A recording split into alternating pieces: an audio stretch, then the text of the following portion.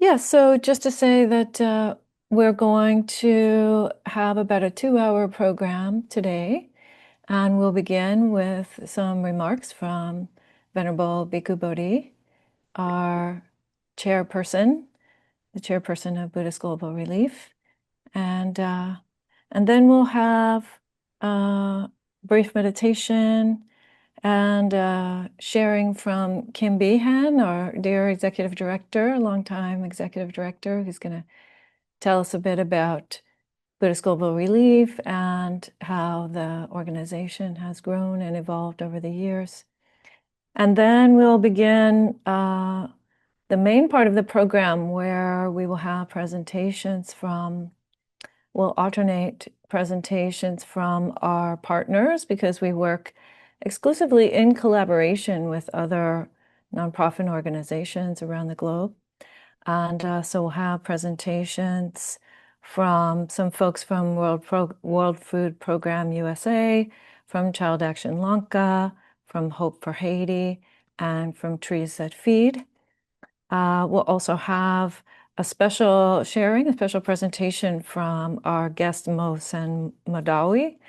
And we'll also have Dhamma with some wisdom shared by Venerable Dhamma teachers. So Venerable Thubten Chodron is here. Venerables Jin Chuan and Jin Wei will be sharing with us, and David Loy. And of course, closing always with some words of wisdom from Venerable Bodhi and the dedication of merits. So that's our plan for the rest of our program here. And again, really coming together to learn more, to share about the work that we're doing and about the opportunities to support that work that are available to you.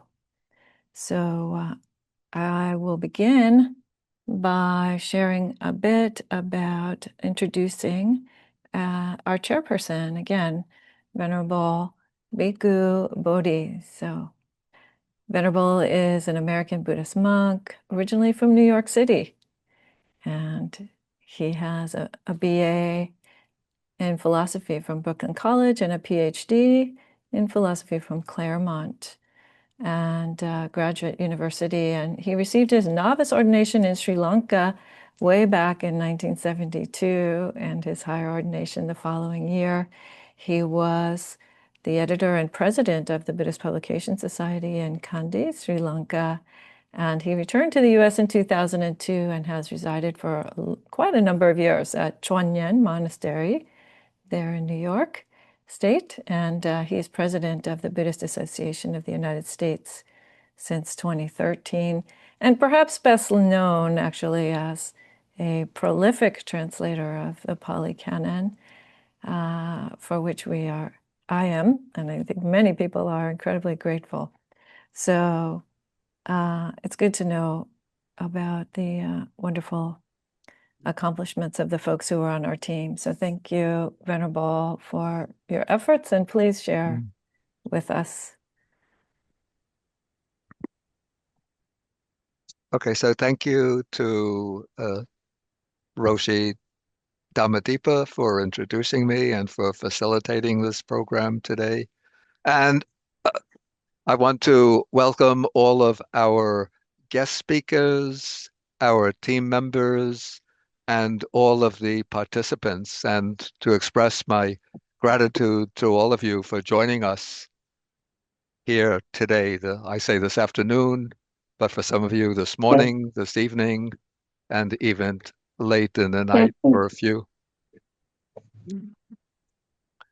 Yeah, so Buddhist Global Relief, I just want to explain how it originated, because Buddhist Global Relief to me represents an attempt to transform compassion into action. And so that's why I designated the theme for the gathering, for today's gathering, as transforming compassion into action. Because in Buddhism, we could say that compassion is one of the primary virtues. It is the quality of compassion that motivated the Buddha to formulate his vow as a bodhisattva to attain Buddhahood, to undergo the difficult training over countless lifetimes, perfecting the paramitas, the spiritual virtues, culminating in the supreme enlightenment. And it was compassion that motivated the Buddha to go out into the world and to teach the Dharma in order to show countless people and other living beings the path to liberation from suffering. And so compassion has the most fundamental place in the teaching of the Buddha. But the way we embody compassion depends very much on the particular, I would say, historical conditions under which we find ourselves. So in ancient India, compassion on the part of the Buddha would have taken primarily the form of teaching the Dhamma to enable people to cultivate the path, the causes, the methods that will lead to ultimate liberation from suffering. Today, we find ourselves in a situation in which we are aware of so many dimensions of human suffering, particularly, I would say, suffering that is created by oppressive, unjust, exploitative, destructive social and economic systems, systems that generally empower and privilege a few at the expense of many, the health and lives of many. So when we face the situation in today's world, responding with compassion, we have to be able to address some of these major systems, institutions, structures that generate the crises that cause suffering for so many people. And now, sort of when I came back to the US in 2002, 2003, and was reflecting on the types of suffering that people are facing in the world, I found that we as Buddhists were a bit deficient, a little bit slack in manifesting compassion in action. And so I wrote an essay that was published in the North American Buddhist magazine called Buddha-Dharma, an essay called A Challenge to Buddhists, in which I said that the special challenge facing Buddhism in our own time is to stand up as an advocate for justice in the world, a voice of conscience for the victims of social, economic, and political injustice who cannot stand up and speak for themselves. I said that this is a deeply moral challenge that marks a watershed in the contemporary expression of Buddhism. And I said that this points us in the direction that Buddhism should take if it is to fulfill the Buddha's mission for humanity. And so that essay was published in 2007, and several of my friends and students read the essay in the magazine. And then when it was published, we got together and we decided to form a relief organization that would address all of these monumental problems facing humankind. But it didn't take long to realize that a group of 8 people couldn't solve all of the world's problems with just a very limited amount of funds available to us. So we chose a very specific project, a very specific mission, which is to address the problem of chronic hunger and malnutrition. And so that has been the guiding mission of Buddhist Global Relief. We started out with 3 small pilot projects towards the end of 2008. And today we've expanded very successfully through the dedication of our staff members. Now, I want to mention particularly the very dynamic role of our executive director, Kim Behan, and her team of assistants, as well as through the generous support for the help of our team members, the volunteer team members, as well as the staff, and the very generous donations that we've received over the years. So now the extent of our mission is expanded to the point where we have about 60 projects in, I think, more than 20 countries. And we operate with a regular budget of about 1,200,000 to $500,000 a year. I think Kim will provide more details about that. And so in today's program, we want to share with our participants some of the highlights of the projects that BGR has been engaged with over the past year, and also to provide some uplifting Dharma talks from distinguished speakers on different aspects from their points of view of how we transform compassion into action. Okay, and now I'm going to return the mic to Roshi Dhammadīpā to guide us in a little bit of meditation, loving kindness meditation, to set the tone for today's program. And thank you so much, Venerable. Yes, so setting the tone and opening our hearts and minds to compassion and to knowing the suffering in the world that needs to be met. So we want to nourish ourselves with a bit of loving kindness. And so I'm just going to lead us in a few minutes of meditation, and you can begin by just establishing your upright and relaxed meditation posture. I sometimes begin with a bit of movement, just moving the head and moving the body to release whatever tension you can let go of at this time.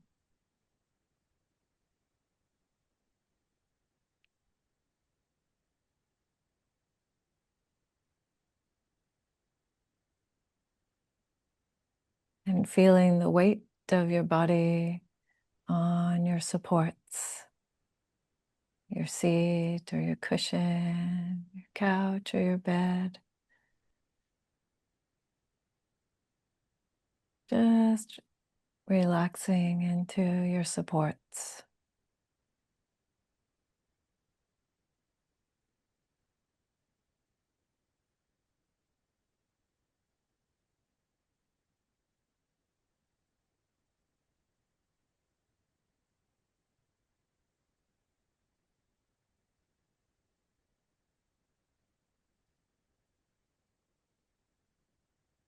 And perhaps closing your eyes.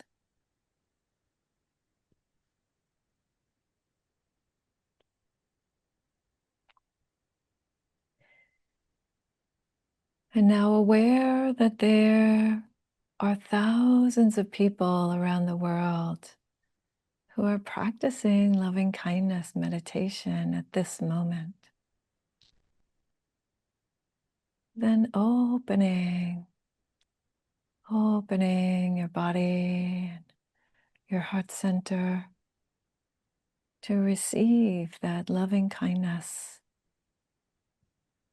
that is coming to you.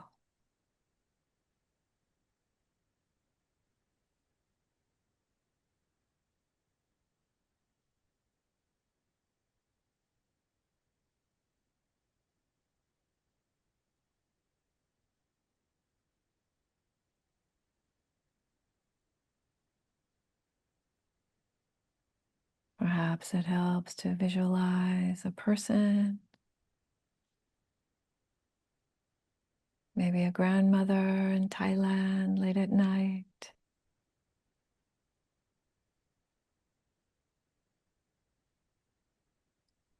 A father rocking his child in Germany.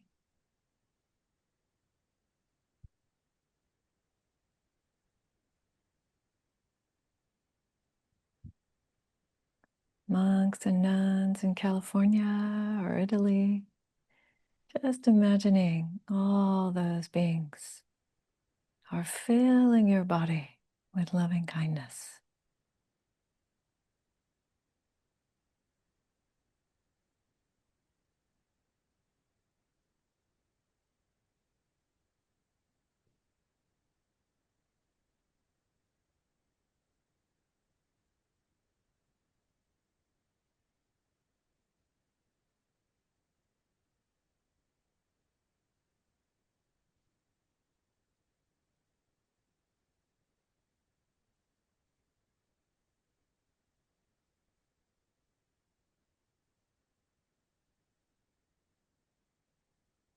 And closing with a few phrases.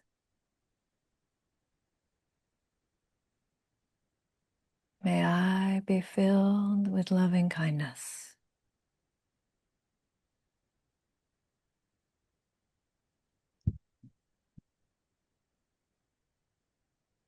And may all beings everywhere be filled with loving kindness.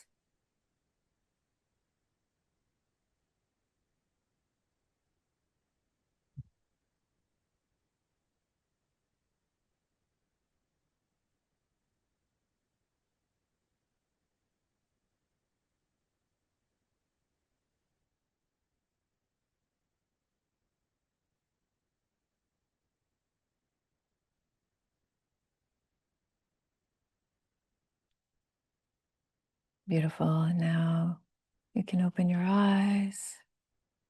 That brings us to the end of our meditation for this program.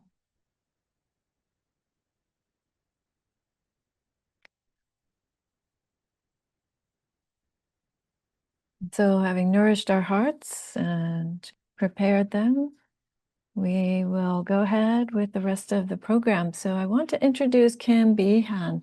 And, oftentimes Kim doesn't say much about herself or stays a little bit in the background there, but I want to just tell you a little bit about her. Kim is, of course, a founding member of Buddhist Global Relief, and she was executive director from 2009 through 2016. Then she was director of programs for about 3 years, and then again took up the ED role in 2019. And she has a BS in management from Rutgers and a MS in software engineering from University of Colorado. And before coming to BGR, she was a project manager and software developer at Bell Labs, at AT&T, and at Avaya. And she took early retirement in 2009 to be full-time in terms of helping the poor of the world under Venerable Bhikkhu Bodhi's guidance. And she's also the co-founder of a nonprofit providing medical assistance to impoverished communities in her native country of Vietnam. So thank you so much, Kim, for all your efforts and your tremendous guidance of Buddhist Global Relief. Now Kim is going to share a presentation with us.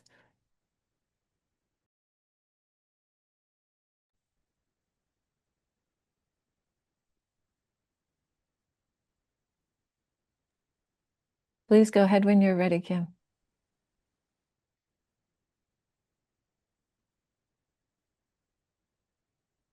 Thank you so much, Roshi Dhammadīpā, for the kind introduction. And thank you, Dharma teachers, partners, and friends for joining us today. My name is Kim Behan. I serve as the director of Buddhist Global Relief. This is our 17th year of service, helping the people in need. And I would like to take this opportunity to share with you some of the work that's happening behind the scenes with our project season. introducing our project partners who will be speaking later in the program, as well as share some of BGR's financials and closing remarks. So at this point, please allow me to bring up my presentation.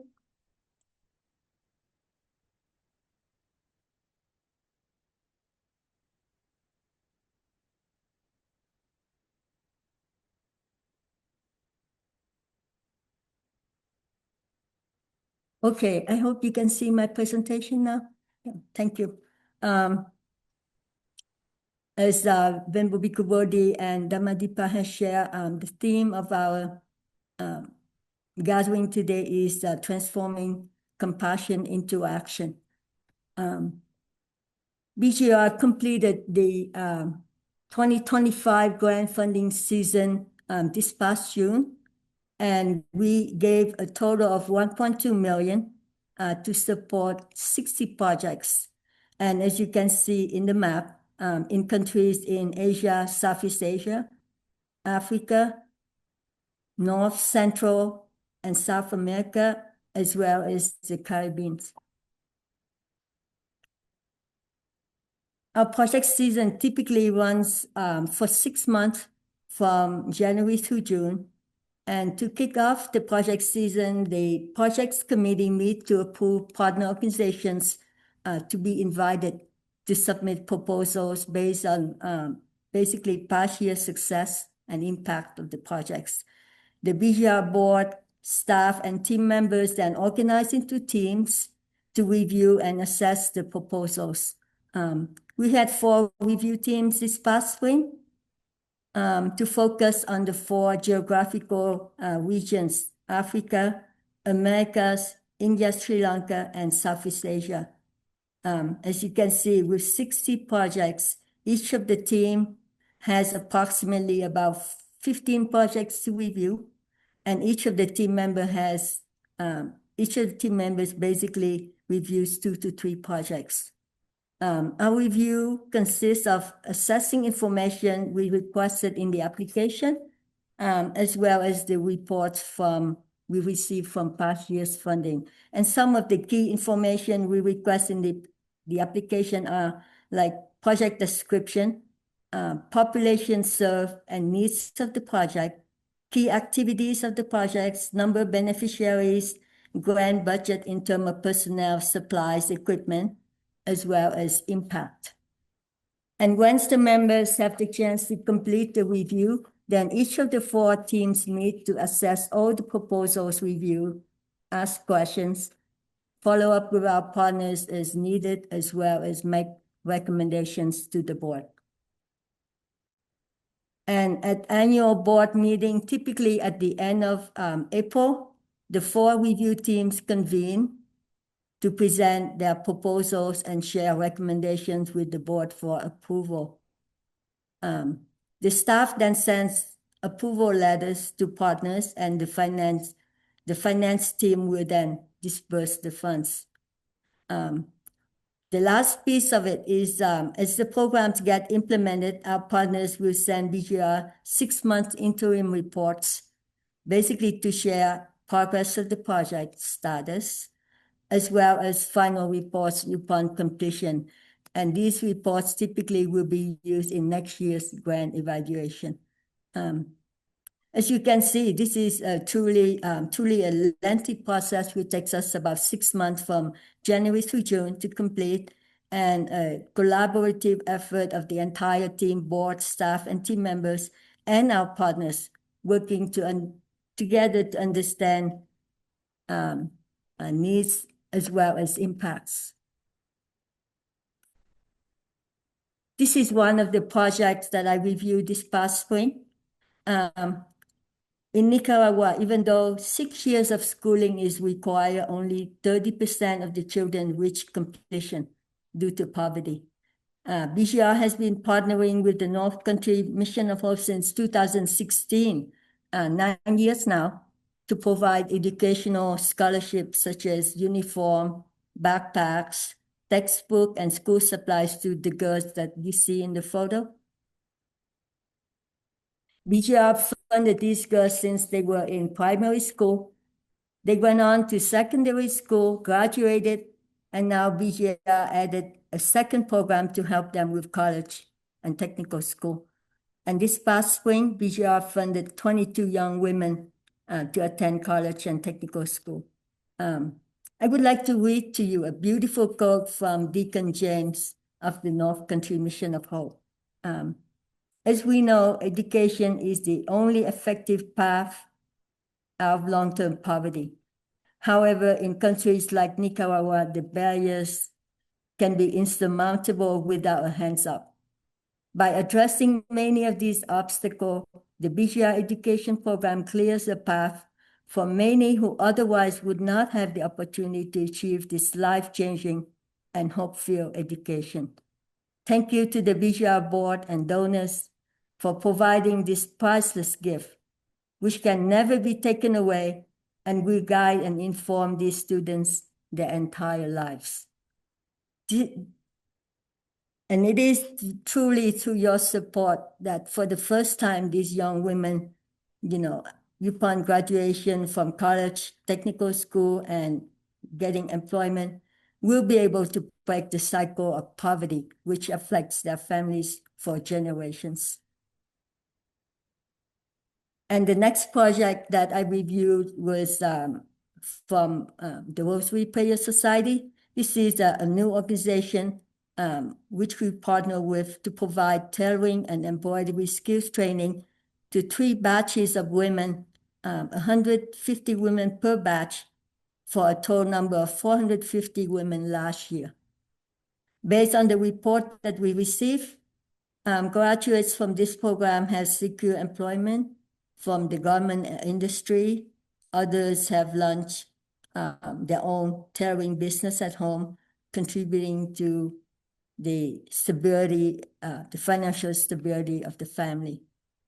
And I would like to share with you the story of Lakshmi, one of the women being trained in the first batch.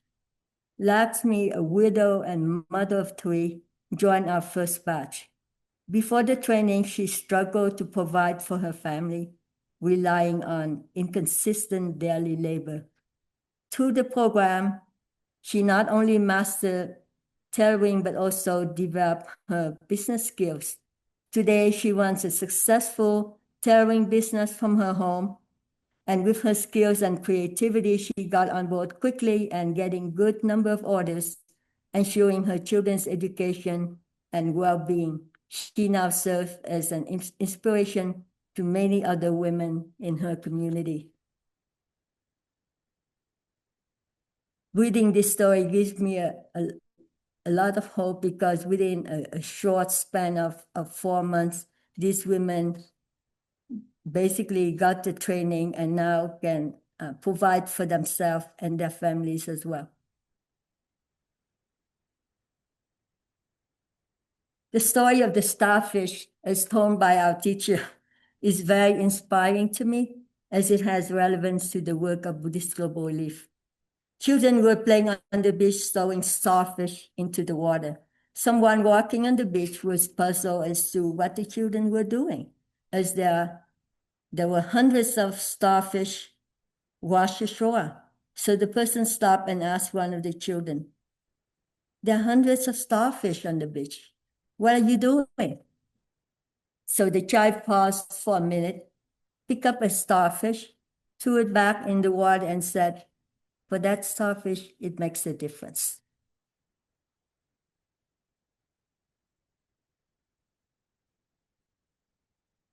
So we're honored today to have many partners present to share the impact of our partnership.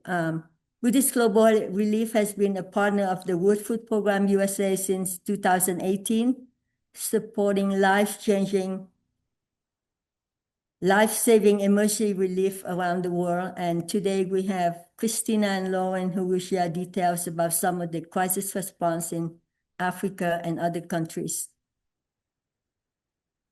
This past February, our Vice Chairperson David Barton and Raymond Hoff from Bhikkhu in Action, Germany, had an excellent site visit with Child Action Lanka.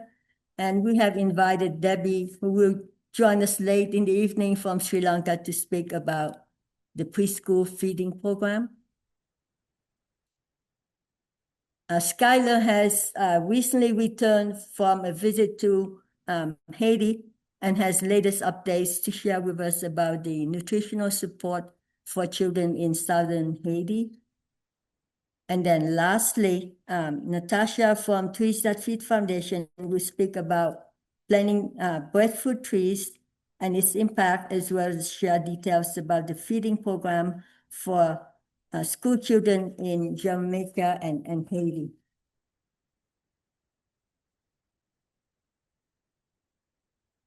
With an increase in the donations level and the estate trust that we received, BGR was able to expand our reach to provide funding for crisis response in addition to the 60 annual renewable projects that I was sharing before. In fiscal year 2025, BGR funded systemic crisis responses in Africa, Gaza, Afghanistan, India, Sri Lanka, Myanmar, Haiti, and right here in the US. With these slides, I would like to shift our focus from the projects to the BGR financials. This chart shows our financial history since 2009. The red bar shows our growth in revenue. The orange bar, our growth in grant dollars awarded, and the line represents the number of projects funded. As you can see, the bars and the line track each other very closely, and the slope of the curve is going up. The spike in revenue in fiscal year 2023 represent a large bequest and grant that BGR received that year. We feel incredible gratitude to our donors and supporters for your compassionate support, which has enabled BGR to continue to provide life-saving and life-transforming assistance to the people around the world. And today, BGR remains a mostly volunteer organization with a few staff members receiving a stipend. And as you can see from the expense chart, 3% of our revenue goes to administration, 6% to fundraising, and 91% to direct programs.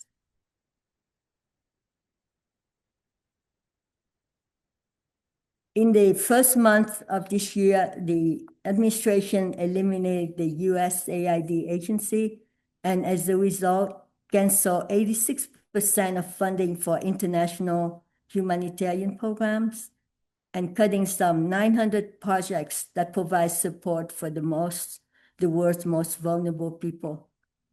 According to Boston University's Impact Counter data analysis, these cuts will result in an additional child dying from malnutrition every 3 minutes, 3.37 minutes. As you can see, the needs are immense, and so is our work, but together we continue to make a difference.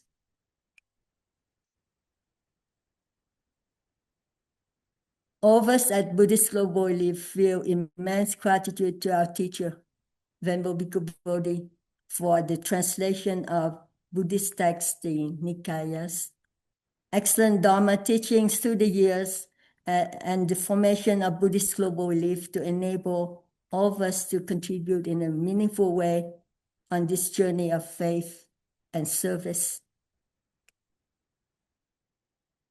So thank you. On behalf of Venerable Bhikkhu Bodhi, the BGR board staff, team members, our partners, and the tens of thousands of women, children, and families benefiting from your support, a big thank you from all of us, from the depth of our hearts. And may the merits of our shared efforts ripple outward to bring benefit to all beings in this world. Thank you so much.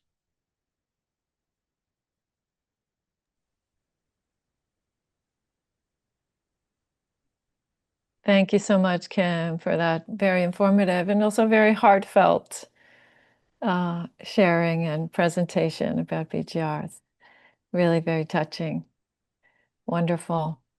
So now we're going to move right along, and I have the honor of introducing one of our two women who are here from World Food Program USA, one of our key partners, and that's Christina Malachi and Lauren Scott. And I'm going to go ahead and introduce them formally with their bios, as I've been doing all along, so bear with me for just a moment. So Christina Malachi is Director of Institutional Partnerships for the Faith-Based Portfolio for World Food Program USA. And prior to this role, she was a consultant engaged as the Senior Advisor, Institutional Partnerships with the organization.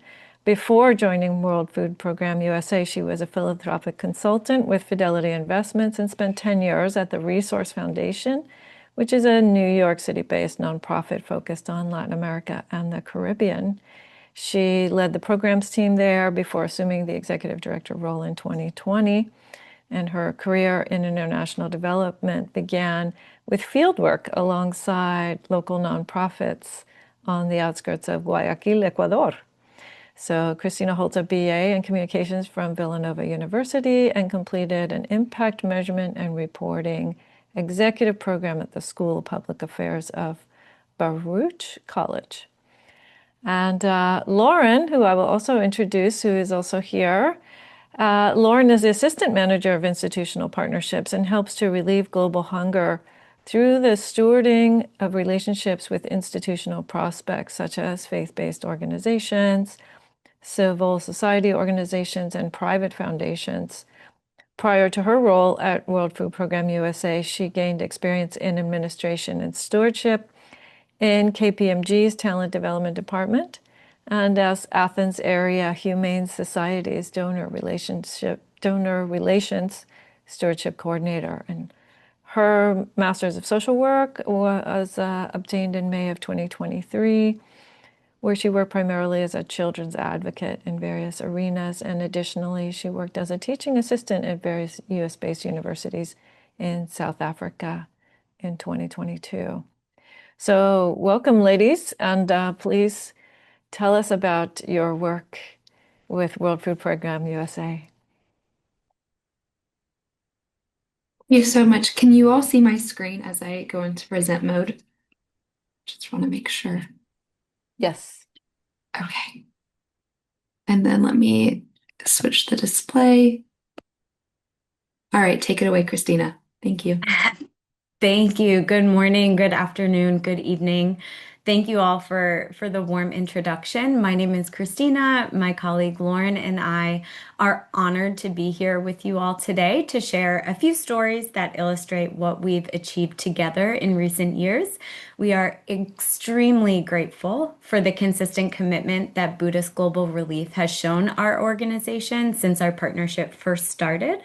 So today we'll highlight several World Food Program initiatives across the globe and talk a little bit about how World Food Program USA, which is the team that Lauren and I represent, works with partners like Buddhist Global Relief to support these incredible projects.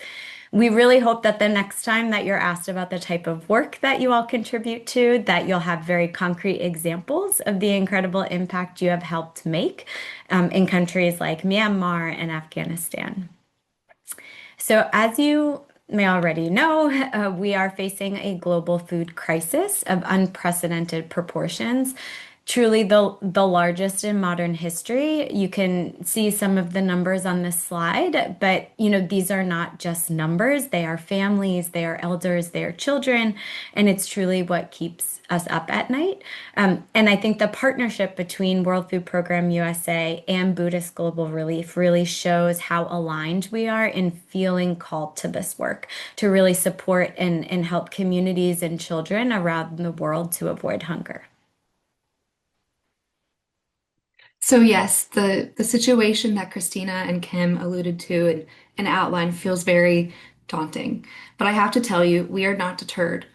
We believe that hunger is the world's most solvable problem, The World Food Program was actually built for this and has spent over the past 60 years perfecting its model. However, the situation is a massive project, and we cannot do it alone. So we are so thankful for everyone at Buddhist Global Relief for their continuous support in helping solve this problem.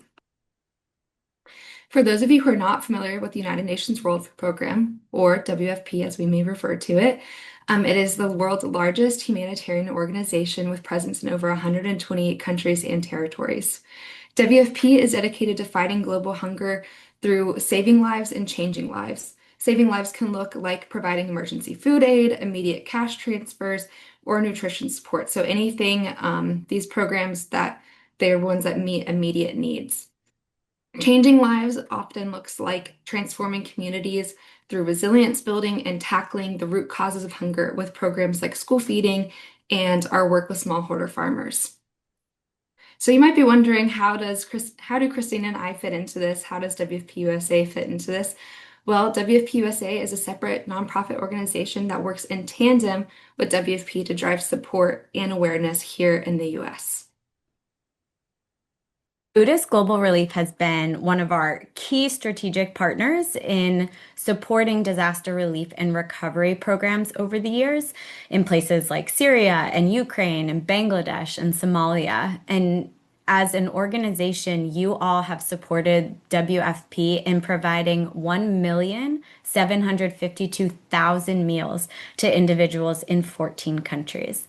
These meals can be made from food ration kits. It can include hot meals that are distributed at places like community kitchens. Foods are sourced locally wherever possible and are representative of the types of meals that families would have on a regular basis. So a meal in Myanmar would not be identical to a meal being provided in Yemen, for example.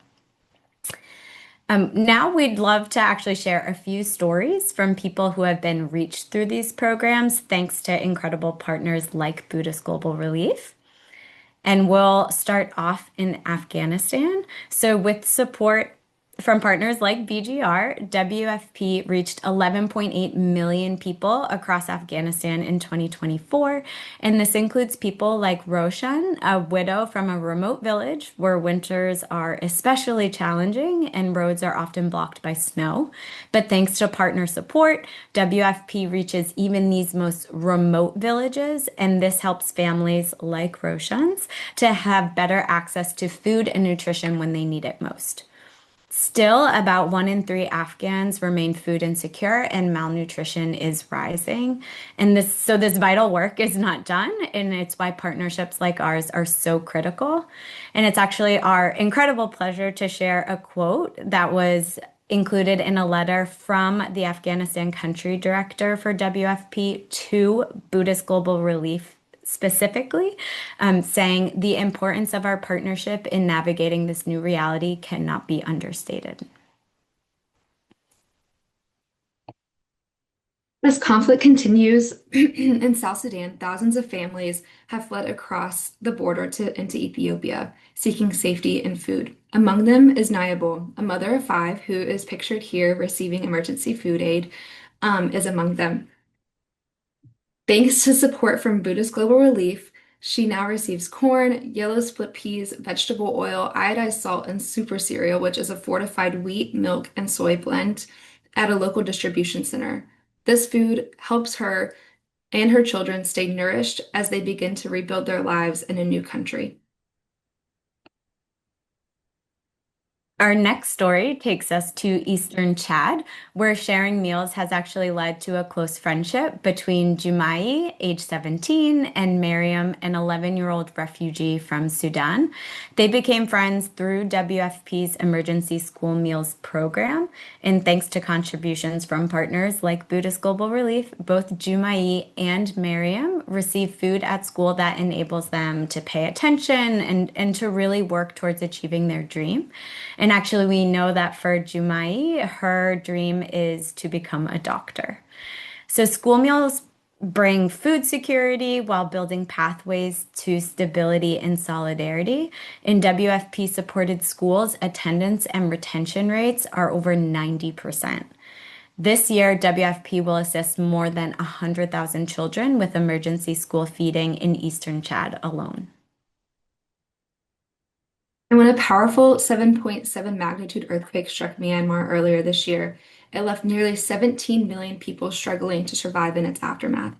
Among them was Ma, pictured here with her granddaughter, a 47-year-old woman living with HIV. Through the WFP's emergency response, supported by Buddhist Global Relief, families from around the country like Ma's received cash and nutrition assistance. With this support, Ma was able to restart her business, allowing her to once again feed her children and grandchildren. And actually, Christina and I's very close colleague, Nyoko from the Regional Bureau of Bangkok, wanted to extend her immense gratitude to the Buddhist Global Relief community. You can see here that she highlights, we extend our gratitude to Buddhist Global Relief for your compassion and your support to our emergency response in Myanmar. She highlights towards the bottom that she says, your solidarity has been a beacon of hope. So thank you all so much. In closing, we do want to extend our heartfelt gratitude to each of you for your support. We have been truly honored to work alongside such a thoughtful, intentional partner, and we sincerely look forward to our continued collaboration. Thank you. Oh, thank you, Christina and Lauren, so much. What a beautiful presentation, and really seeing how your organization is responding to the situations that disrupt people's lives and really help them get back on their feet. So it's beautiful. Thank you so much. All right, and so we're also going to shift now to our our next Dharma speaker, and that is Venerable Thubten Chodron. And she's here with us. Venerable is an American Buddhist nun, and she is the founder and abbess of Sravasti Abbey, a Buddhist monastery in Newport, Washington, US. And she was ordained in 1977 and is a student of His Holiness the Dalai Lama and other Tibetan teachers. She teaches worldwide, is known for her practical and humorous explanations of how to apply Buddhist teachings in daily life. And she's involved in prison outreach and interfaith dialogue. She's published many books on Buddhist philosophy and meditation and assisted His Holiness the Dalai Lama in writing and publication of the Library of Wisdom and Compassion, a 10-volume series of teachings on the Buddhist path. So you can find a library of her teachings and information about her abbey online. Thank you so much, Venerable, for being here with us, and a warm welcome, and please share your wisdom with us. Okay, thank you very much. Okay, so I'm going to talk after hearing those beautiful presentations of the result of our generosity for other people, which is just spectacular, to talk a little bit more about the mind of giving, because generosity is one of the big things that the Buddha taught, that he encouraged us all to have. And, generosity, we think of it as giving. That's it. Actually, generosity has to be the motivation. And so it's really important to have a pure motivation when we give. Otherwise, our giving can become something like doing business, and this happens a lot at temples. I will make a big offering, but first, Buddha, I'm going to pray that my family wins the lottery. And if they do, then I'll make a big offering. Well, but first, Buddha, we have to win the lottery. So you have to do your part, and then we'll pay up with our offering. That's not generosity. Okay, that's trying to do business with the Buddha. So Shantideva gives a really beautiful example. He usually does it for forgiveness, but it works for generosity too. If your foot steps on a thorn and is hurting, the hand reaches down, pulls the thorn out, and life goes on. No big deal. Okay. The hand doesn't go, okay, listen now, foot. You weren't looking where you were going. You're lazy. You stepped on a thorn. And I, the great and glorious hand, who am so generous with my time and benevolent, I will pick the thorn out of your foot. And remember, you owe me a favor now. So that's the example of how not to give, how not to help. Okay. It is easy to have that kind of mindset, though, of looking down on the people that we help. Whereas in Buddhism, the helper and the helped are equal. We see each other as equal. How are we equal? We all want happiness. None of us want to suffer. Nobody is better than anybody else. And so the act of giving, the act of sharing what we have, just becomes very natural, because just as the hand and the foot see each other as part of the same organism, the body, the giver and the gift see themselves and the other as all part of this whole of humanity, or even the whole of sentient life. So giving becomes not a chore, not something we have to talk ourselves into, but something that, just the way the hand helps the foot and the foot helps the hand, and it's no big deal. Okay. And His Holiness Dalai Lama, whenever he talks about generosity, or giving any kind of help, not just material generosity, but the generosity of helping other people, giving our time, giving our energy, even giving the Dharma, sharing the Dharma with others. He always says that don't even look for a thank you or any kind of reward, because the act of generosity itself is the reward. In other words, when we give from our heart, that our heart is open, we feel joy. Yeah. So the act itself is the reward. We don't need to look for a thank you or any appreciation or any acknowledgement from anybody else, because the inner satisfaction that we derive from giving is so wonderful.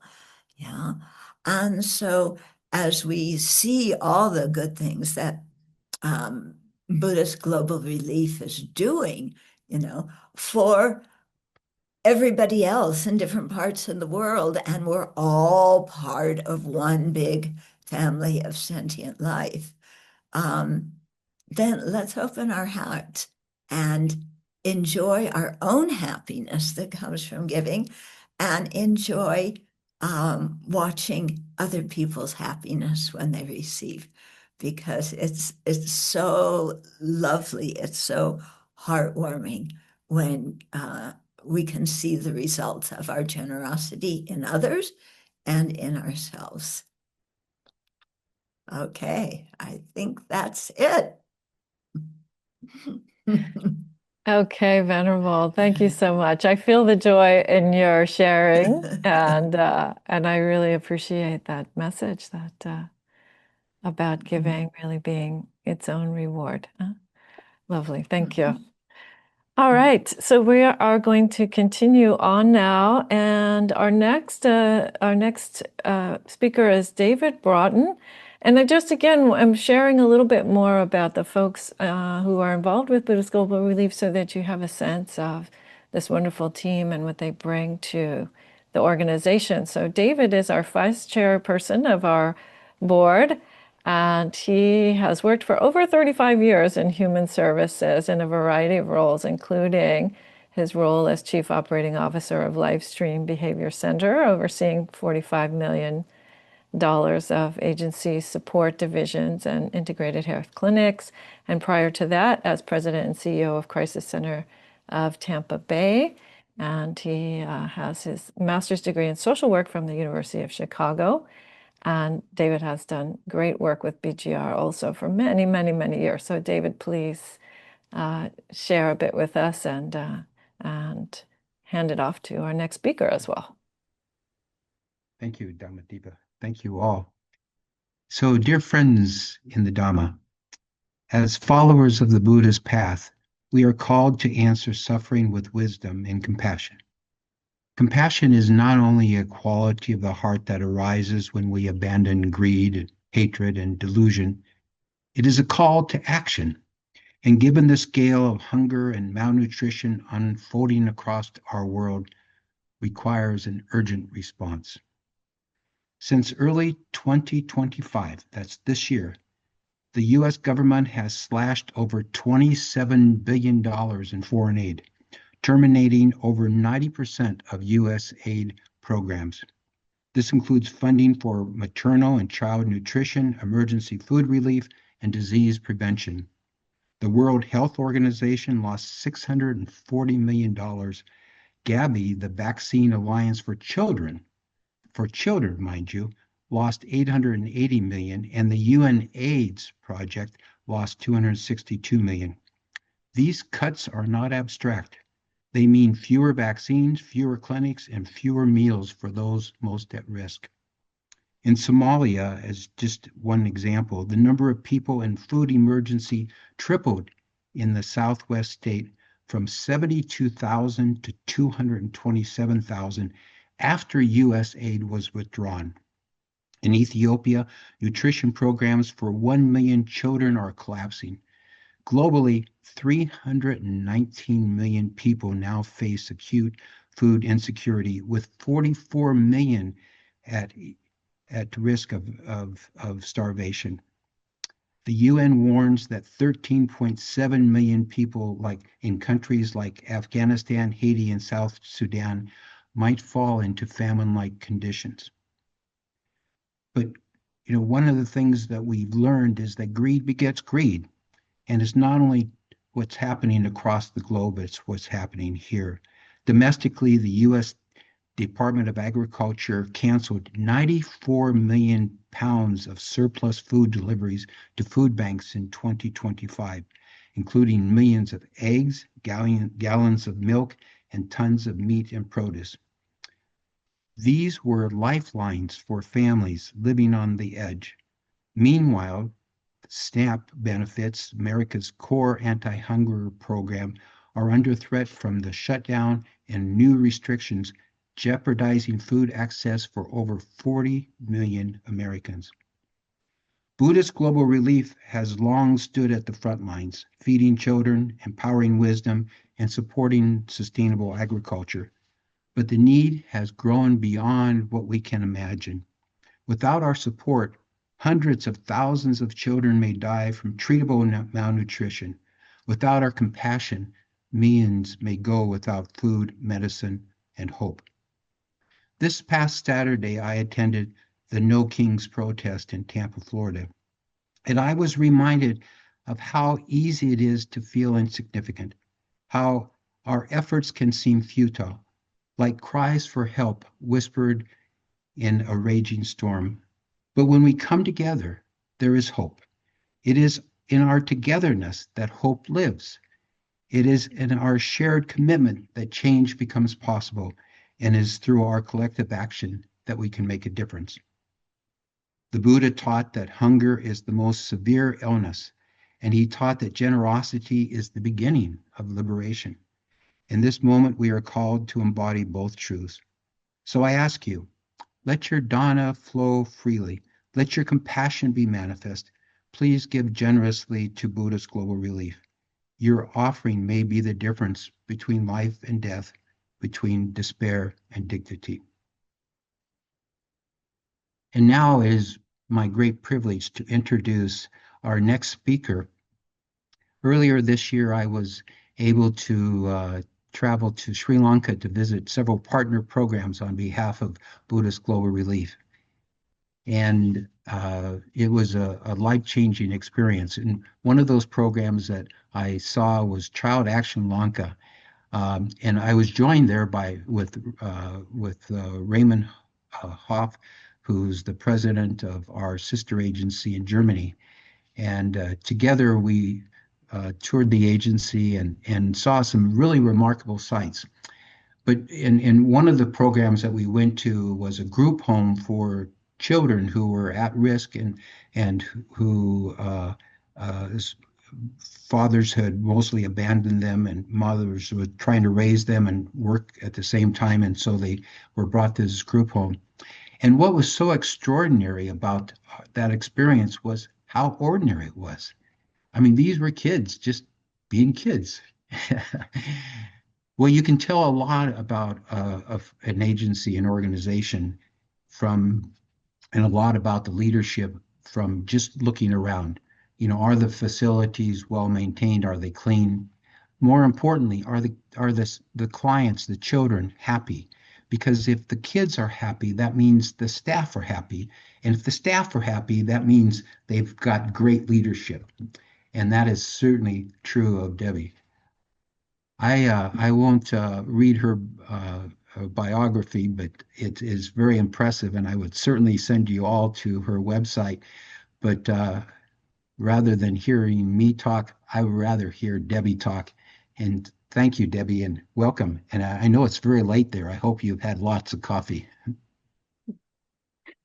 Thank you, David. Thank you very much for your very kind words. It's an absolute honor and pleasure to be here this evening.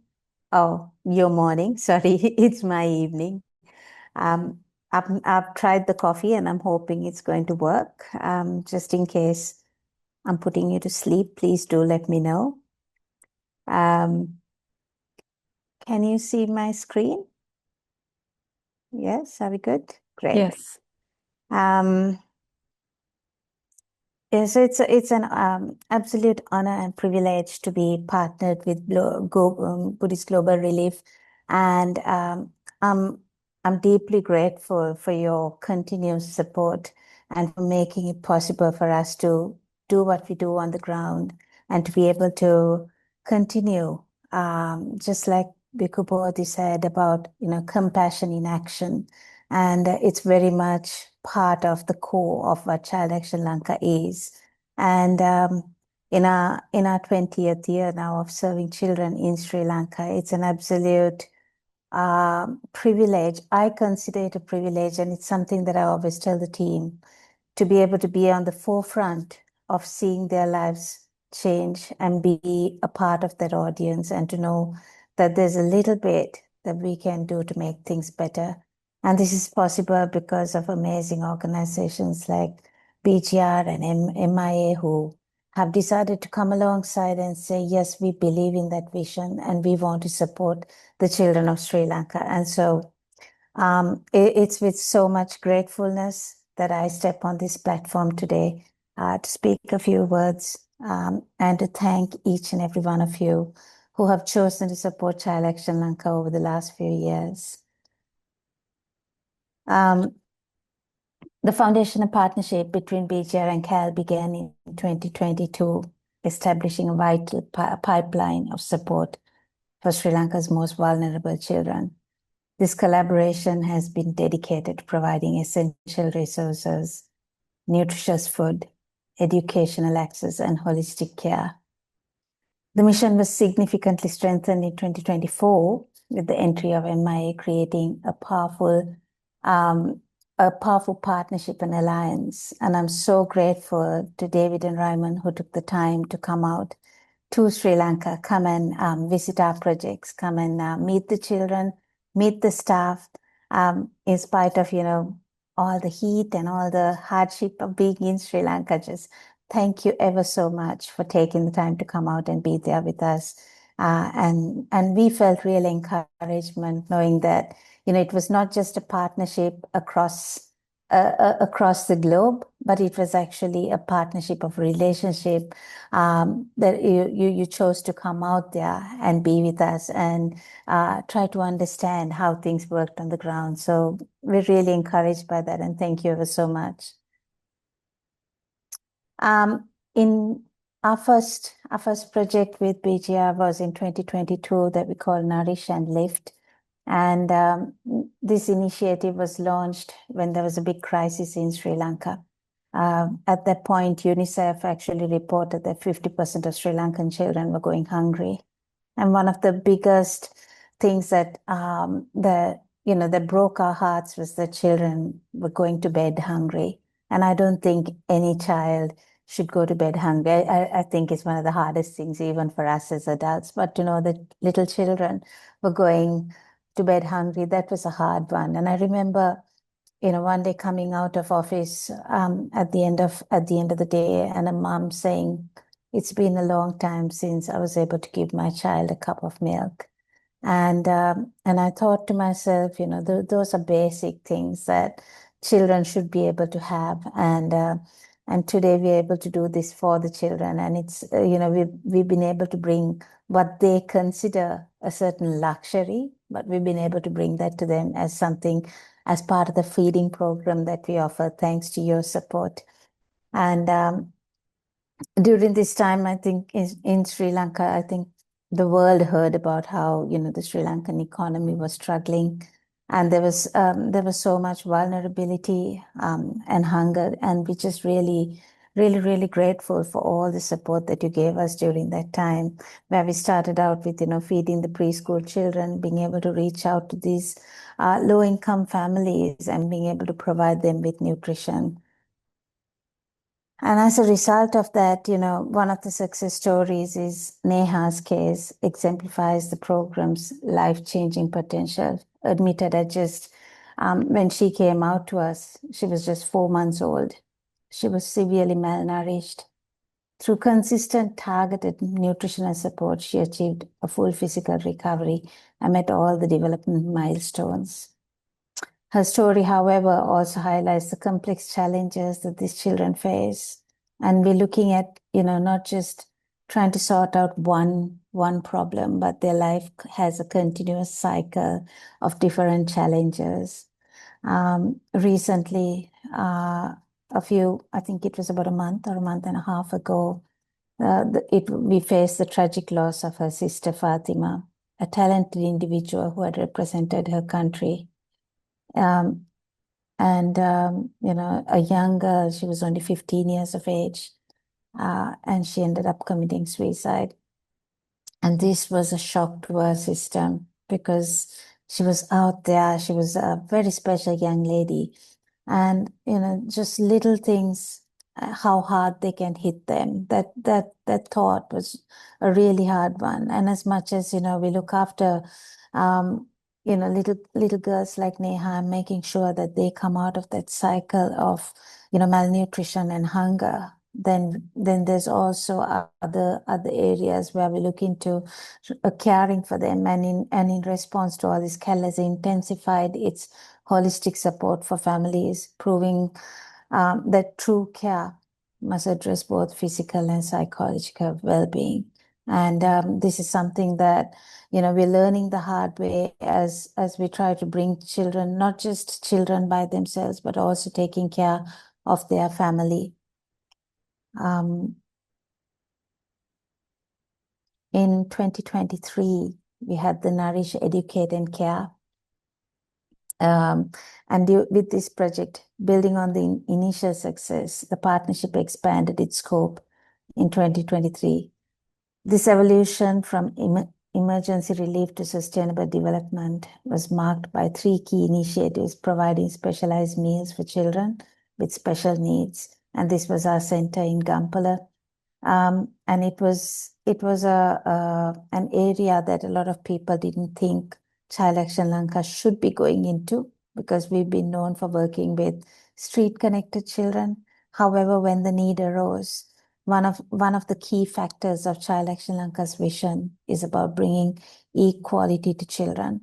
And whether it's children on the streets, or whether it's children in a home, or whether it is children with disability, it's about bringing equality into their life. And that's the reason Child Action Lanka decided to meet these children in need with disability as well, to be able to support them. And so through this program, we were able to provide them with meals as well. And I remember, you know, how excited the team was there when David and Ryman decided to visit Gampala as well. Because, you know, for them having a visitor come over and getting a chance to show off a little bit of their talents and a little bit of their dancing and their abilities, it's a pretty big deal for them. And so we're really, really grateful. Thank you for coming out there to see them. But you know, this program has also, you know, apart from that, just been a stepping stone for us and has helped us not just in being able to provide them with meals, but being able to reach out to that community, to be able to reach out to the families there, and to be able to show our support to them. And we're really grateful for that. And this is a letter that we received from the government, and we're just really grateful for enabling, you know, the governmental recognition. And I think in countries like Sri Lanka, it's really important to be able to have that state recognition, especially for local organizations like us who are working on the ground, knowing that, you know, there is that kind of support, knowing that there is recognition. It actually helps us strengthen the partnerships we have on the ground. And I think in this instance, we have BGR and MIA to be thankful for, you know, kind of making that partnership possible, for helping us to be able to step out there and be recognized by the government through the support that you provided.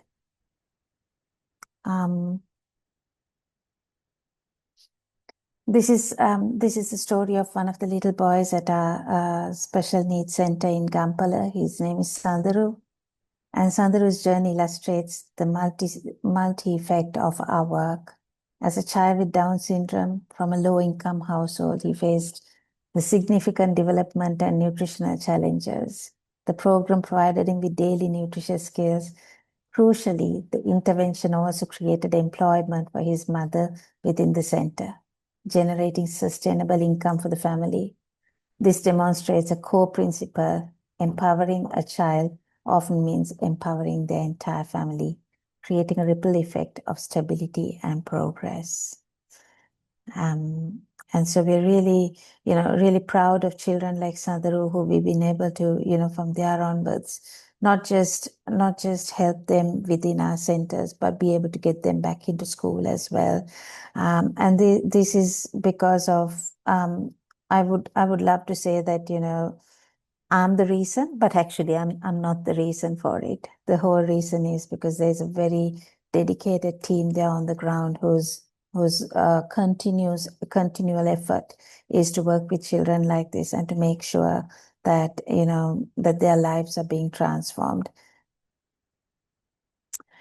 In the year 2024 to 2025, we have the project Nourish, Educate, and Transform.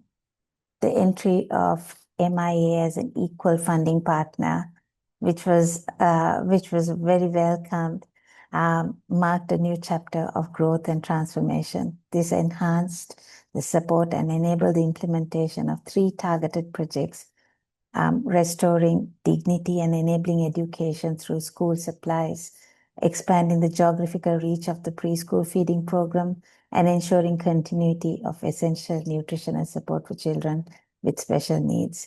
This phase represents a strategic scale of proven intervention. So thank you ever so much, BGR and MIA, for your support here. I'd like to share another success story with you, and this is about Chaitya's transformation and the profound impact of meeting basic needs. And sometimes I think we take it for granted when it comes to, you know, meeting basic needs, and not realizing how important a role it can play. And coming from a background of poverty and social exclusion, a simple school uniform provided through the program became a powerful symbol of belonging. This restored his confidence and enabled his academic and personal growth. culminating in his success at a national level speaker. Furthermore, the support extended to his younger brother illustrated the program's ability to create a lasting change across the entire family, breaking cycles of disadvantage and creating equality for children. And here we see this is the children's home that David was talking about. The picture on top and the picture at the bottom is our special needs center. And the approved plan for 25-26 is a testament to the commitment of BGR and MIA, and standing strong in solidarity with us. It continues 4 key evidence-based initiatives, providing safety and education for homeless children, sustaining nutritional and empowerment programs for those with special needs, maintaining preschool feeding across the wide geographical area, and preventing school dropouts through the provision of essential supplies.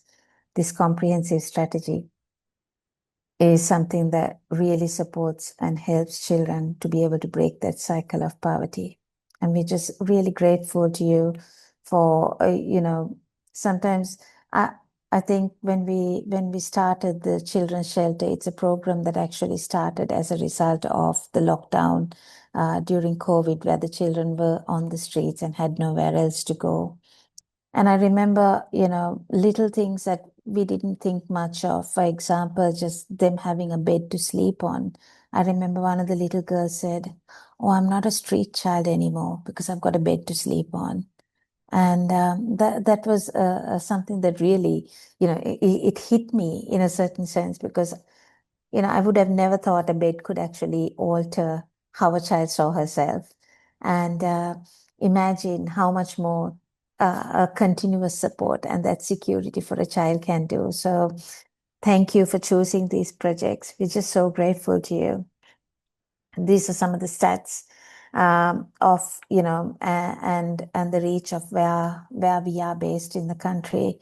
And we're just really, grateful to be able to serve children of this nation, to be able to provide equality, well-being, and value to them, and to be able to provide that level of care for them through our drop-in centers across the country. And so in conclusion, and that's my last slide, we extend our sincere gratitude to Buddhist Global Relief and to MIA and every supporter. Your partnership has turned compassion into tangible change. This work is a living embodiment of the Buddha's teaching, feeding the hungry as a foundational act of kindness and offering unconditional support to children from all walks of life. Together, we are not only nourishing bodies, but also nurturing hearts and building brighter and more hopeful futures. So thank you very, very much.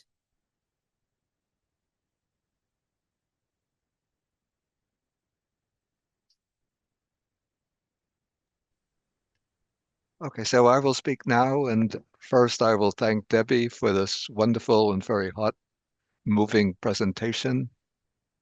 Since I lived in Sri Lanka for about 22, 23 years, I felt very, very deep resonance with Sri Lanka, with the people of Sri Lanka. And so I'm very thankful that Child Action Lanka is undertaking such meaningful transformative action. And also I'm very, very grateful that both Buddhist Global Relief and MIA, or Compassion and Action from Germany, is able to contribute to support the work of Child Action Lanka. And now I'm going to introduce the next speaker myself, and this is a personal friend of mine. He is a man from Palestine, from the West Bank of Palestine, who came to study at Columbia University, enrolling in a program to study philosophy at Columbia University, and he never expected to be projected into the national spotlight. But in the fall of 2023, as a Palestinian, he became one of the leaders in the demonstrations or the encampments at Columbia University against the Israeli assault on Gaza.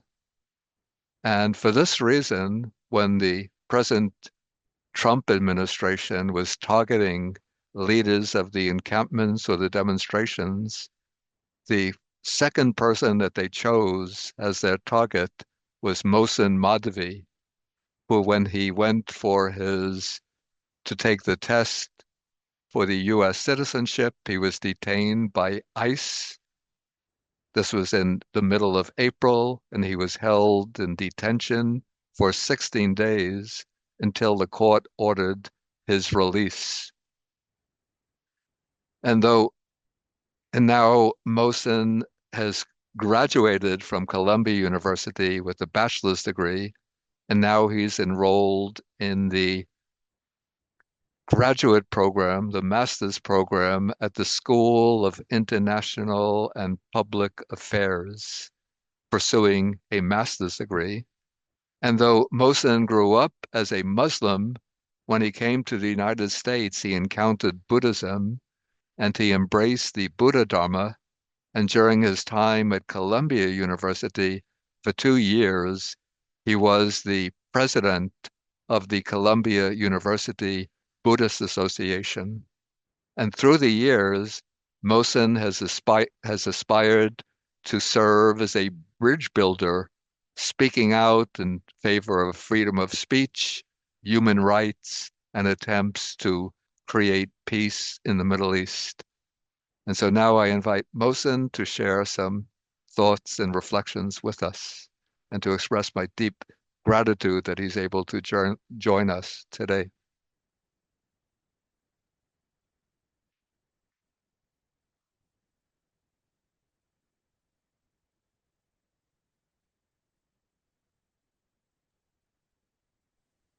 Please feel free to unmute yourself, Mohsen, and begin speaking.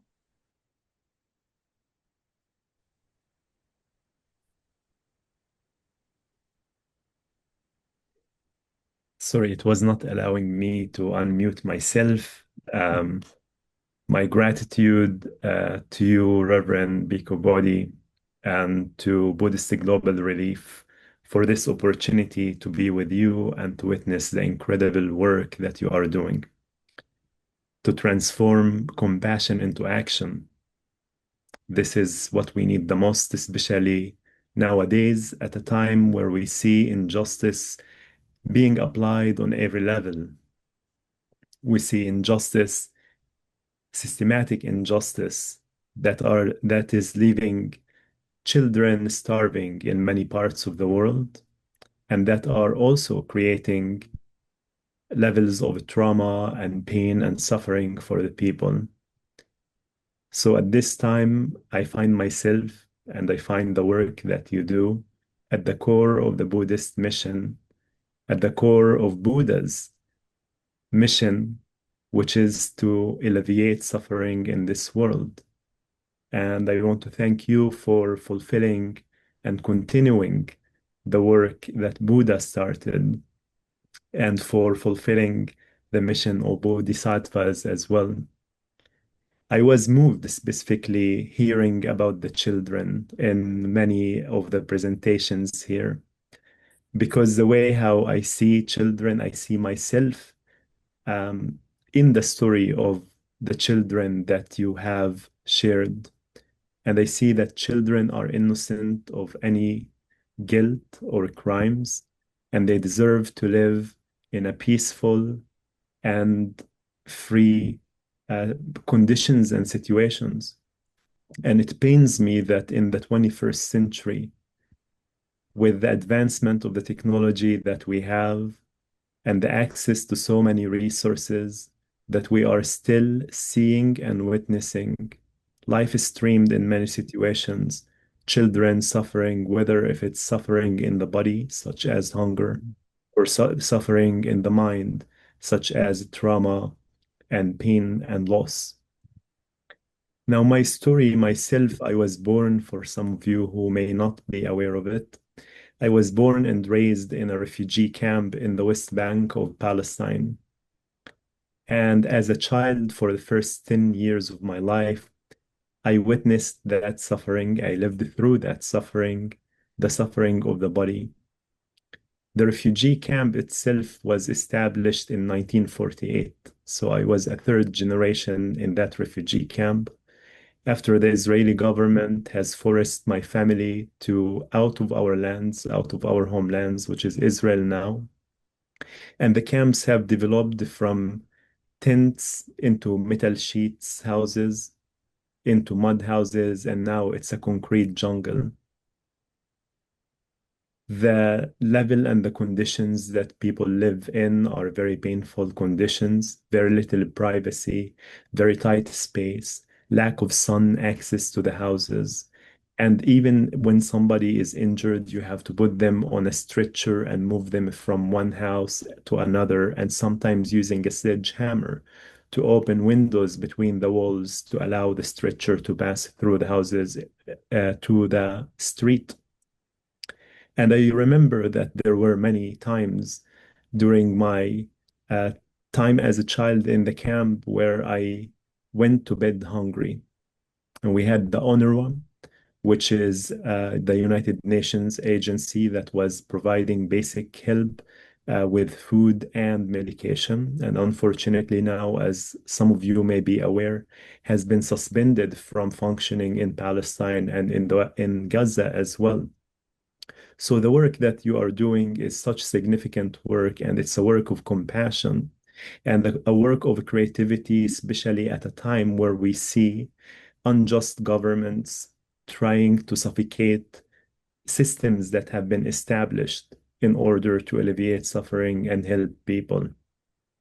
Now, my transformation happened when I came to America, because even though the suffering that I mentioned was basic suffering, there was a much larger suffering that I have witnessed as a child. When the second intifada started, which is the uprising in Palestine, I've witnessed my best friend getting shot in front of my eyes as a child. And as you might imagine, such action can leave deep scars and deep levels of resentment and anger and hurt internally.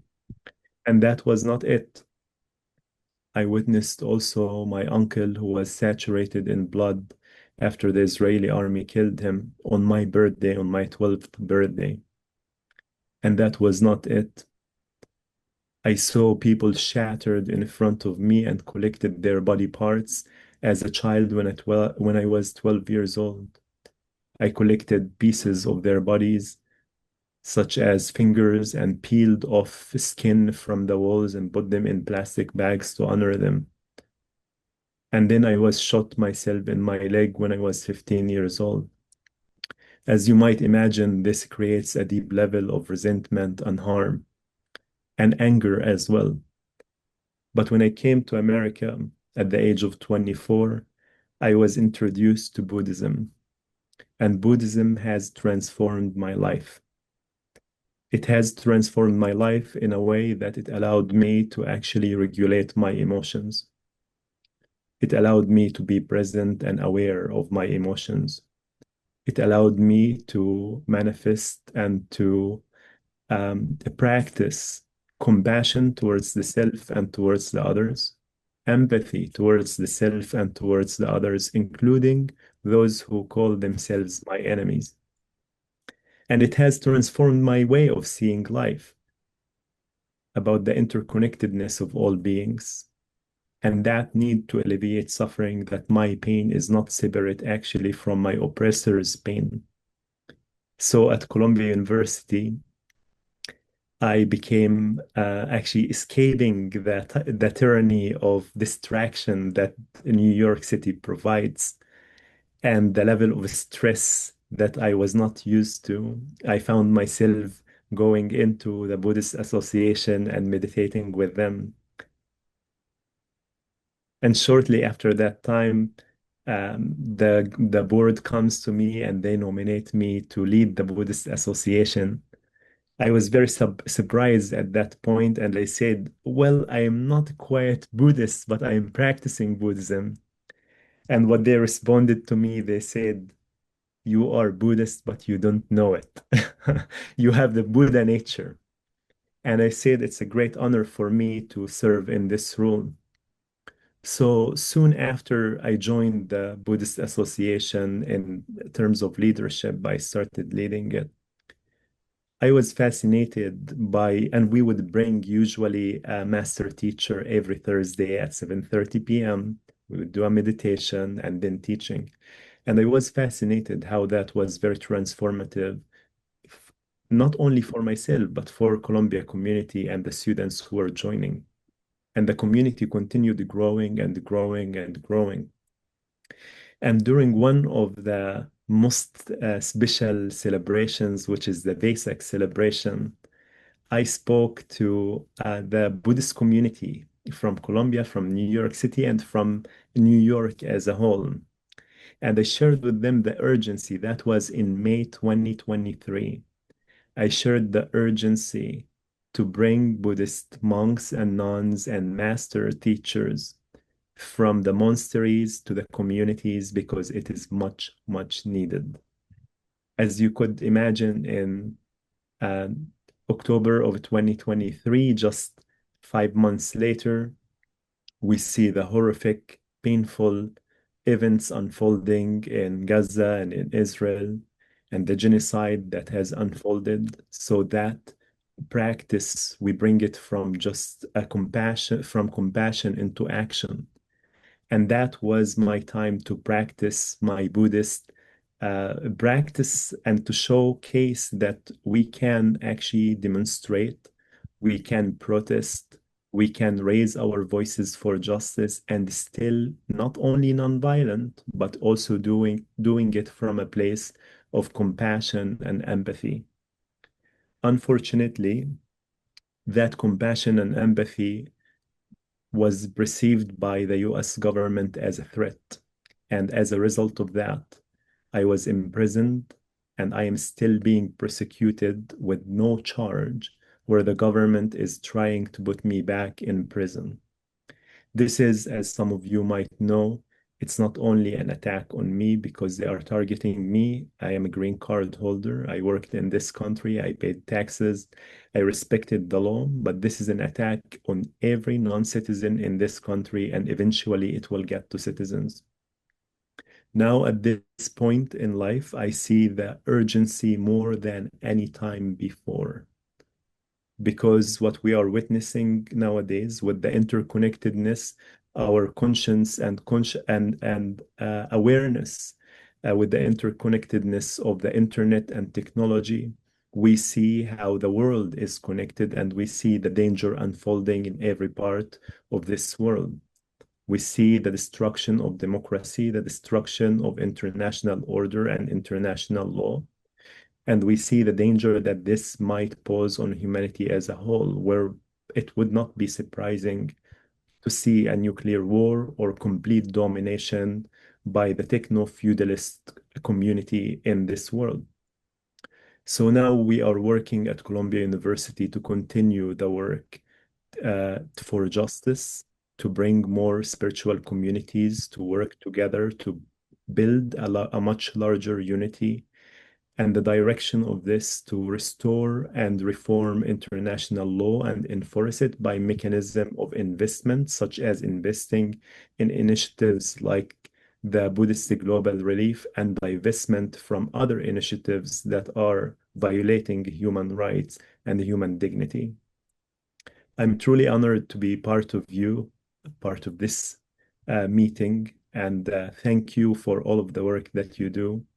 I would close by saying, may we be well, may we be free from suffering, and may we be truly happy. Thank you.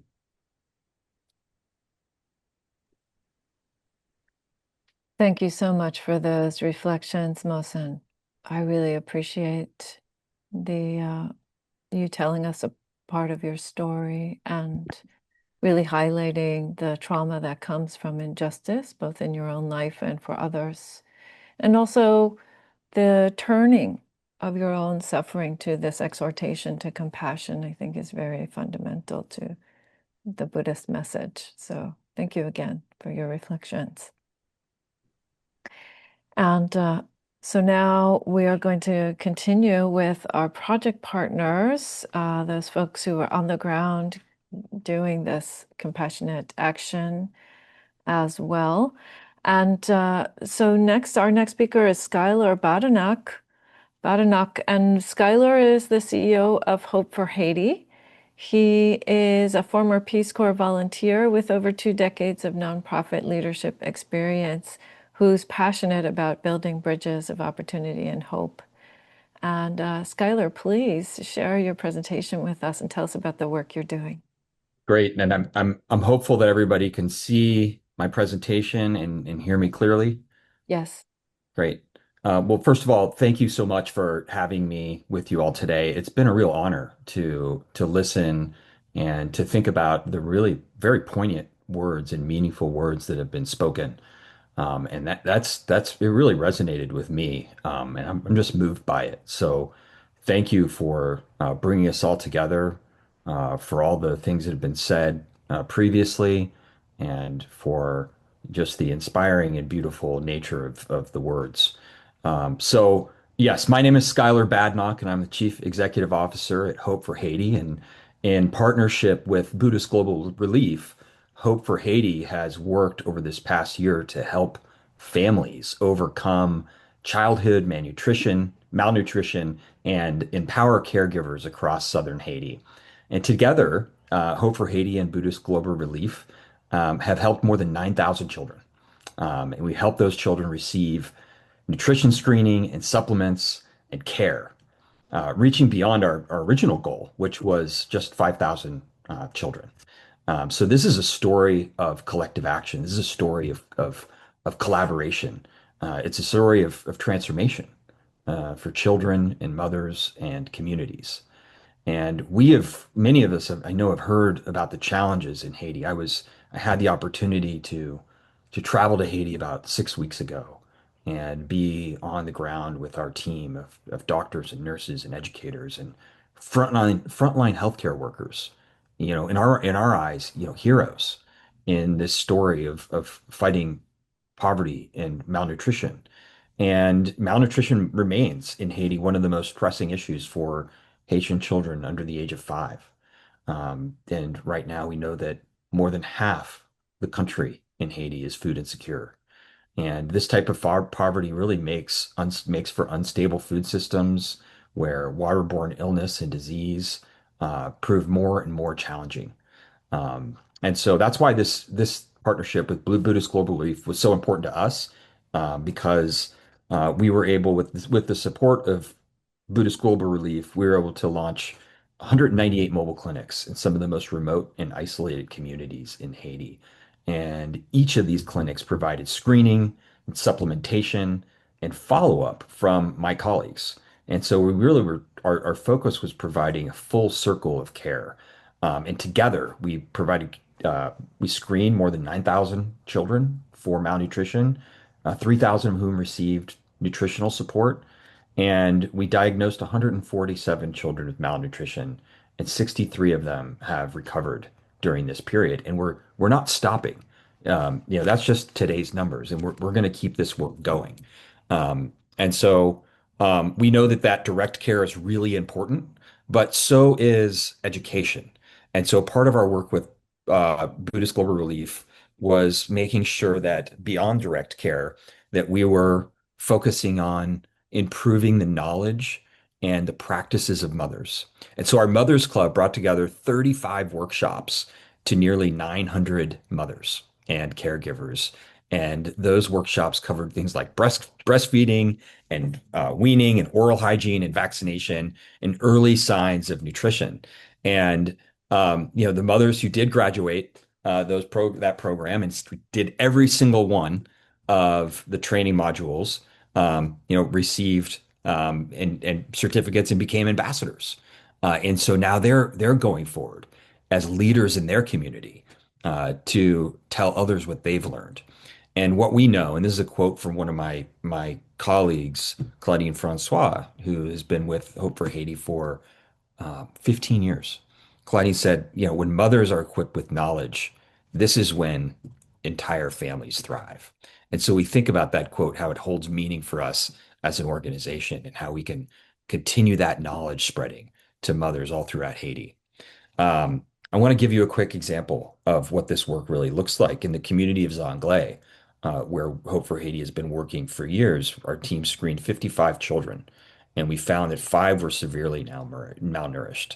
And we didn't just treat, the children, but we taught the caregivers how to prepare nutritional meals. On World Food Day, we returned to host in this community a community cooking training, showing the moms and the families how to make a local porridge packed with nutrients to help fight malnutrition. And what we found 4 months later was that only one child remained malnourished. And for us, that's a powerful example of community-led change.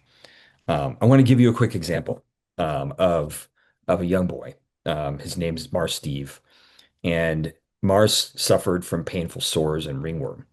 And our team on the ground treated him for ringworm with albendazole and topical antibiotics. And months later, we found him laughing, healthy, and full of energy. And Claudine Francois, our head public health nurse, was able to reach out to Mars's mom, and she just asked us to pass along that she requests that we please do not stop what we're doing. And because of this program, children like hers were able to get the care that she needed, and parents desperately seek when their children are not receiving the proper nutrition. So through this partnership, we also distributed 4,000 doses of vitamin A, 3,100 deworming treatments, and fortified foods like Vita Mumba and Plumpy Nut, which is like a peanut butter. And what we know is that each dose and each screening and each conversation that we have with families build a stronger community, stronger families for Haiti. And so with that, I just want to end with this beautiful quote that I found, which is, "Let the lotus of compassion enfold the world." And on behalf of all of Hope for Haiti, I want to say that we are so grateful to be part of this community.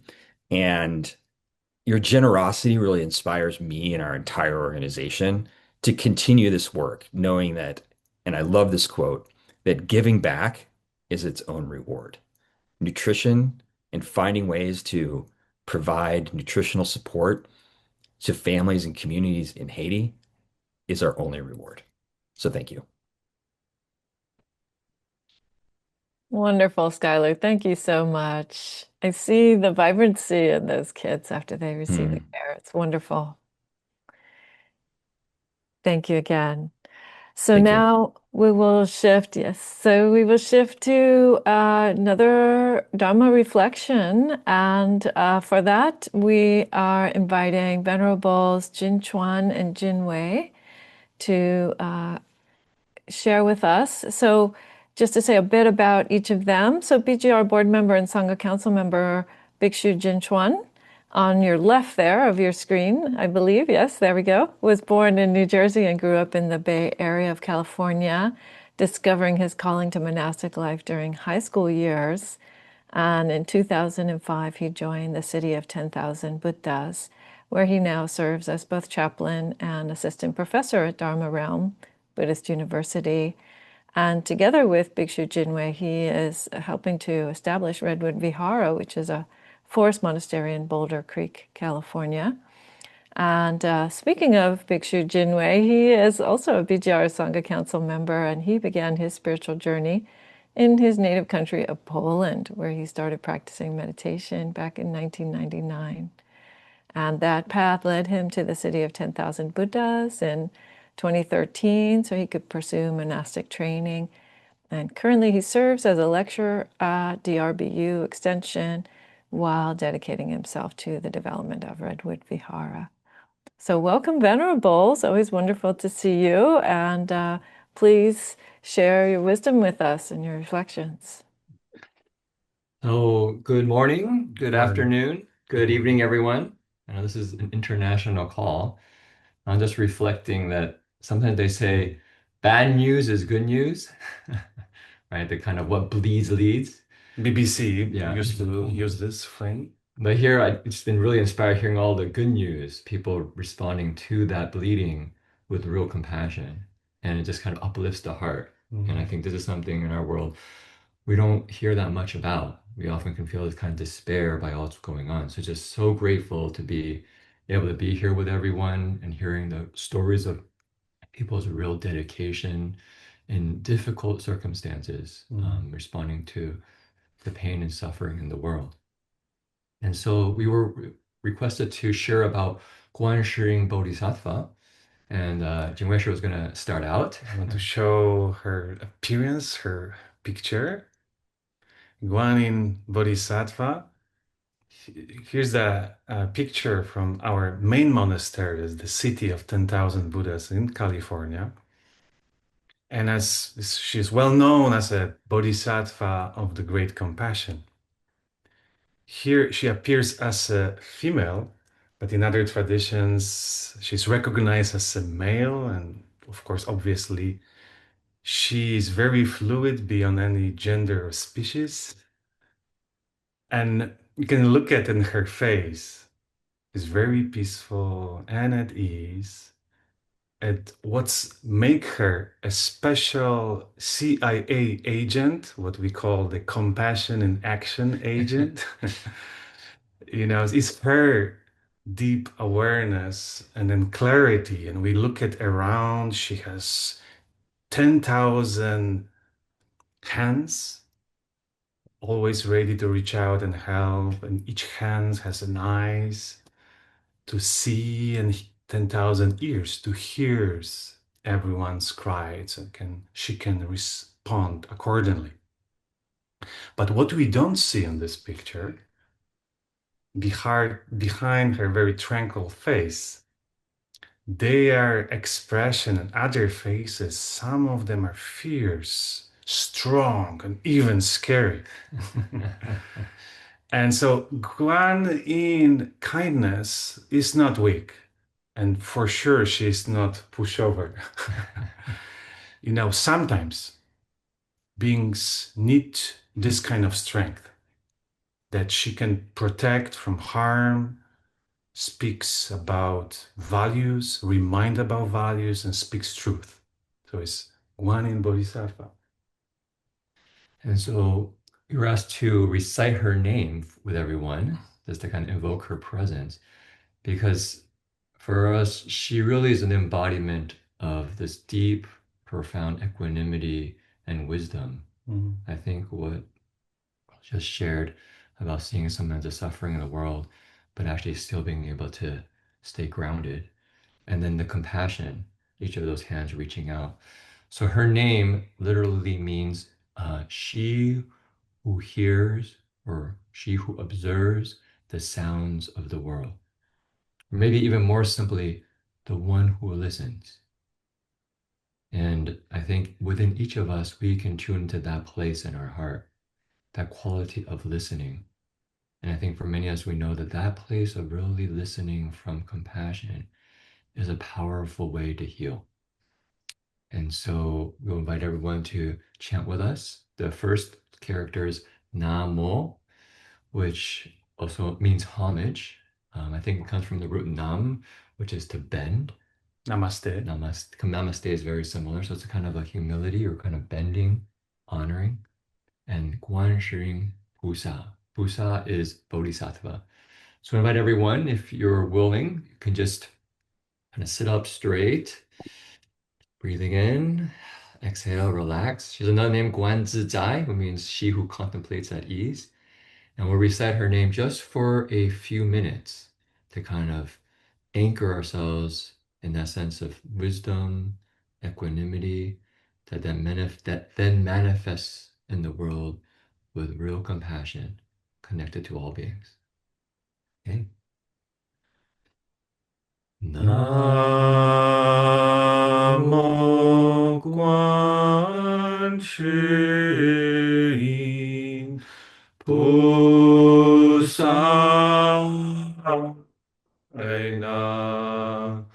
Mo Guan Shi Pusaya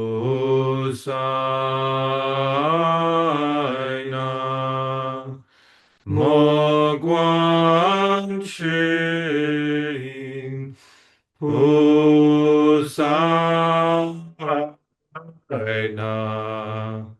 Mo Guan Shi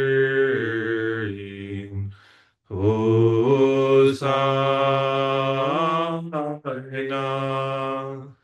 Mo Guan Shi Pusaya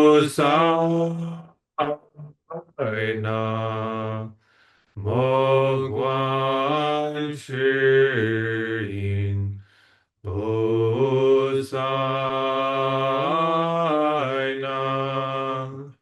Mo Guan Shi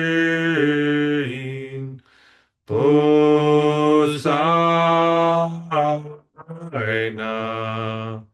Mo Guan Shi Pusaya Mo Guan Shi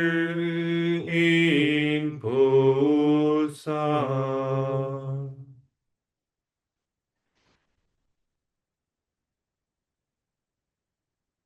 Okay, so wish everyone well and pass it to the next person. Namo Guan Shi Pusaya. Namo- And whenever you have difficulties for us, we recite her name.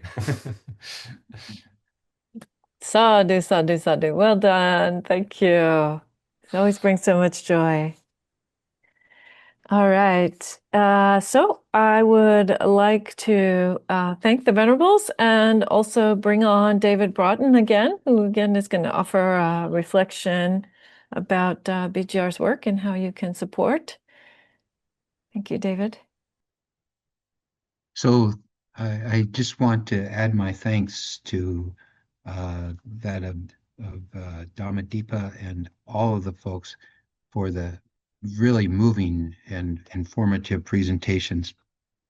You know, sometimes I ask myself, and you may be asking yourself, so how can I make a difference? You know, there's the need that we talk about is just so great. And but I want to relate two stories about how we can make a difference and how you can make a difference. So I already mentioned that earlier this year I had the privilege of going to Sri Lanka and visiting our partner agencies with my good friend Raymond Hoff. And one of the agencies I visited there was the Center for Women's Research, CENWAR.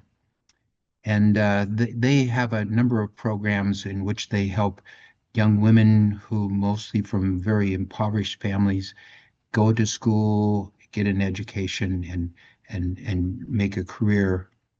And without their help, that wouldn't be possible. I was speaking to one woman who was actually in medical school, and the way you get in medical school there is you have to take these extremely difficult exams, demanding exams, and then you can get in. But then you've got to pay for your room and board, and I think tuition is free. But through CENWAR, they were able to help these young ladies. And this one particular person I was talking to, she receives the equivalent of $10 a month as an additional supplement to whatever help, other help she gets. And I asked her how, what difference does that make? I mean, how do you use that money? And she shared that $10 a month was what she had to eat on. Now, in Sri Lanka, a dollar is worth about 300 rupees. And so, we're talking about 3,000 rupees. And the cost of living there is about half of what it is here. But still, $10 a month. That's what she had to live on. The second story I wanted to tell you is about the impact that BGR has. I was also visiting a program, a computer lab that was run by Karuna Trust in far the northeast Sri Lanka, and I was given a tour by Nisansala Karunaratne, who is the daughter of the late Mahinda Karunaratne, who founded Karuna Trust. And that's another remarkable story.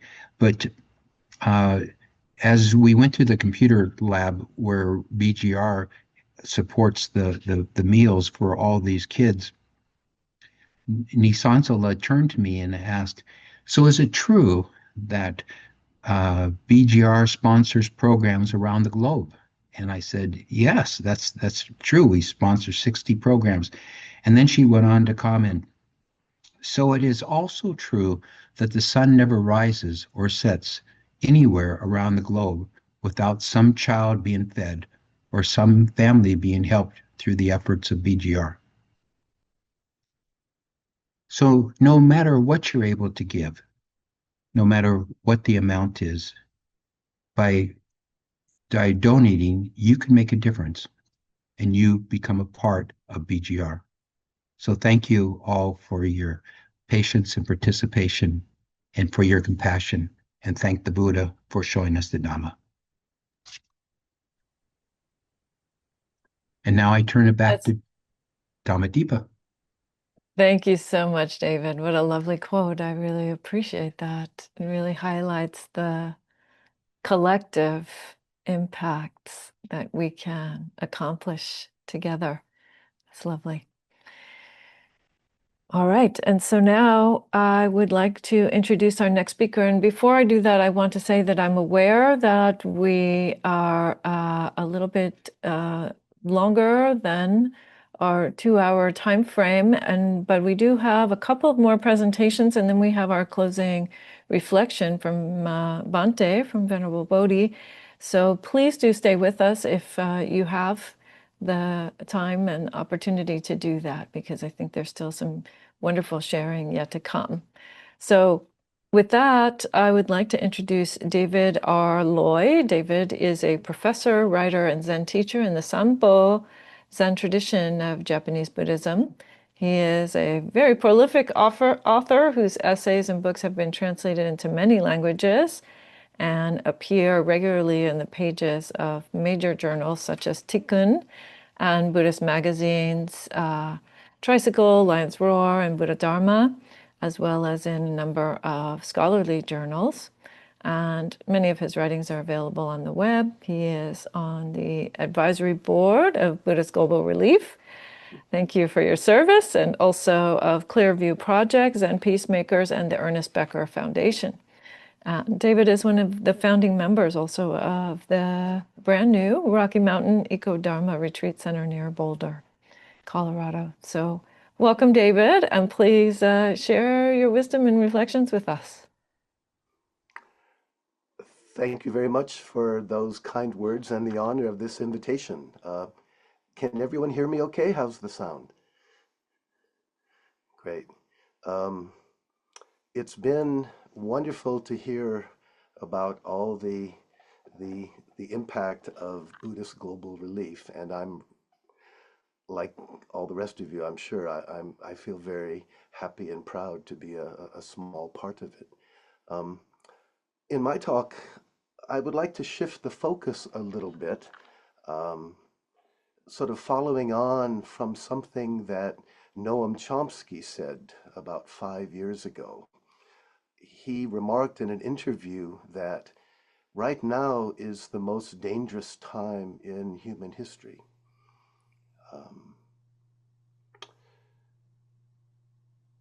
He specifically cited climate change, the danger of nuclear war, and the decline of democracy around the world. And frankly, in the last 5 years, those things haven't improved very much, quite to the contrary. So the question for us, of course, is what does Buddhism offer? Buddhist teachings and practices that can help us understand and respond appropriately. And what I would like to do is focus on one of them in particular. I think one that we're probably all very familiar with, but maybe we don't usually realize how important it is. I'm talking about the three poisons, also known as the three fires or the three unwholesome roots, greed, ill will, and delusion, which of course don't just manifest in individual forms, but that they tend to reinforce each other, don't they? Traditionally, the way that Buddhism has emphasized these three poisons is that they're individual problems that you and I need to work on in terms of our own practice. But I think something has happened in the modern world, especially in the last few decades, that I think needs us to sort of refocus or expand our way of understanding these poisons. Specifically, I think we have to acknowledge that the three poisons are not just individual, but they're collective. That is to say, they have become institutionalized. And because of that, their impact, the kind of suffering that they cause, has been institutionalized. Here I'm following up from what Bhante, Bhikkhu Bodhi, started out talking about. For example, greed. If greed means that we never have enough, I think, frankly, that's a pretty good definition of our economic system, which has focused in the last few decades a lot more on creating billionaires, our own oligarchs, rather than helping most people. I mean, in this country, as in most countries, the gap between rich and poor is extreme, you could say even obscene, and it's becoming even worse to the point that for the majority of Americans, I believe they're basically living paycheck to paycheck and would have a very hard time finding a few hundred extra dollars in a difficult situation. Likewise, institutionalized ill will, we can think lots of examples, especially recently when we think about ICE, think about what, but also entrenched systems of racism and also militarism. I think it's really important to acknowledge that the United States, if measured by the amount of money that we spend on it, it's the most militarized society in human history. And of course, when you spend that much money on your military, you're going to want to throw it around once in a while. And third, institutionalized delusion. Again, when I first started thinking about this, what first came to mind was advertising and its role in encouraging us to think of ourselves as consumers. But I think in the last decade or two, when we look at the role of fake media, of frankly Fox News, and the way that the internet has been used to create a kind of a false consciousness, I think we have to understand there too, we have a very serious problem whereby the consciousness, the collective consciousness, has been very much manipulated. I mean, the reason I emphasize this is because it really, I think, requires us to think further about what Buddhism and Buddhist practice means today, that we can't understand Buddhism in terms of simply focusing on our own individual delusions and our own awakening or even our own merit making. But we really have to ask if the fundamental issue in Buddhism is understanding and alleviating dukkha, which is what the Buddha emphasized, then we have to see the kinds of dukkha sufferings that are now caused by these institutionalized three poisons. In response to that, I would like to suggest three questions. This is something that I've been offering in a lot of talks with my students, and when I'm invited to talk about, for example, Ecodharma, I think it's important for all of us, both individually and collectively, to ask ourselves to contemplate three questions. In response to this situation, we have to ask, number one, what do we have to offer in terms of our own situation, taking into account everything, our own health, age, Are we working? Do we need money? Who might be dependent on us? And so forth. Secondly, I think we also need to ask, given what we have to offer, what are the good possibilities for us? Given that the poly crisis here, we can see that it's causing many different types of suffering. Certainly, hunger is a major one, but by no means the only one. And we have to ask, we have to reflect on, given the best use of our particular situation, where might we be most effective? And then thirdly, I think we need to go deeply into our meditation and ask what calls to our heart, given the poly crisis, given all the challenges that we are facing today. Where is it that we might make the most difference? And what do we feel drawn to? What do we feel called to? Given the constraints of time, I know that that's an issue here. I think I'll leave it at that, but I would like to suggest that as an important contemplation for all of us today, and I think a necessary way of asking, how does the Dharma remain most relevant today? How do we keep it alive? How do we make sure that it is responding as appropriately as we need it to the different ways, both private and institutionalized, the different ways that dukkha suffering is manifesting today. So thank you for your attention, and congratulations to Buddhist Global Relief. Again, I feel so honored to be a small part of it, and so grateful for all the wonderful work that you're doing.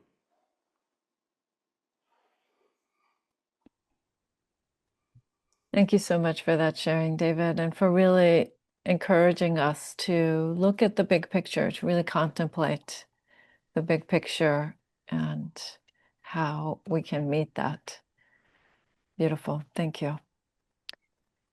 All right. And so we have one more project partner, last and certainly not least, is Natasha Norris from Trees That Feed Foundation. So there she is.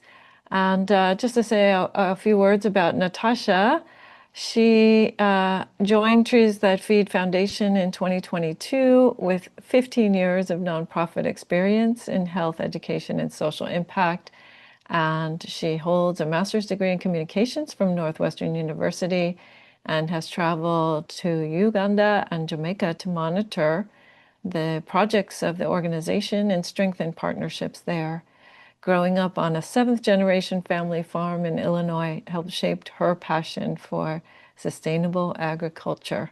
And it continues to inspire her work helping communities have food security, jobs, and protect the environment. So welcome so much. Wonderful to see you. Natasha, please share your thoughts with us. Thank you. My gosh, this has been so inspiring, and I'm just overjoyed to be here with you all. Trees That Feed Foundation is extremely appreciative of our partnership with Buddhist Global Relief. Our mission is planting food-bearing trees to feed people, create jobs, and benefit the environment.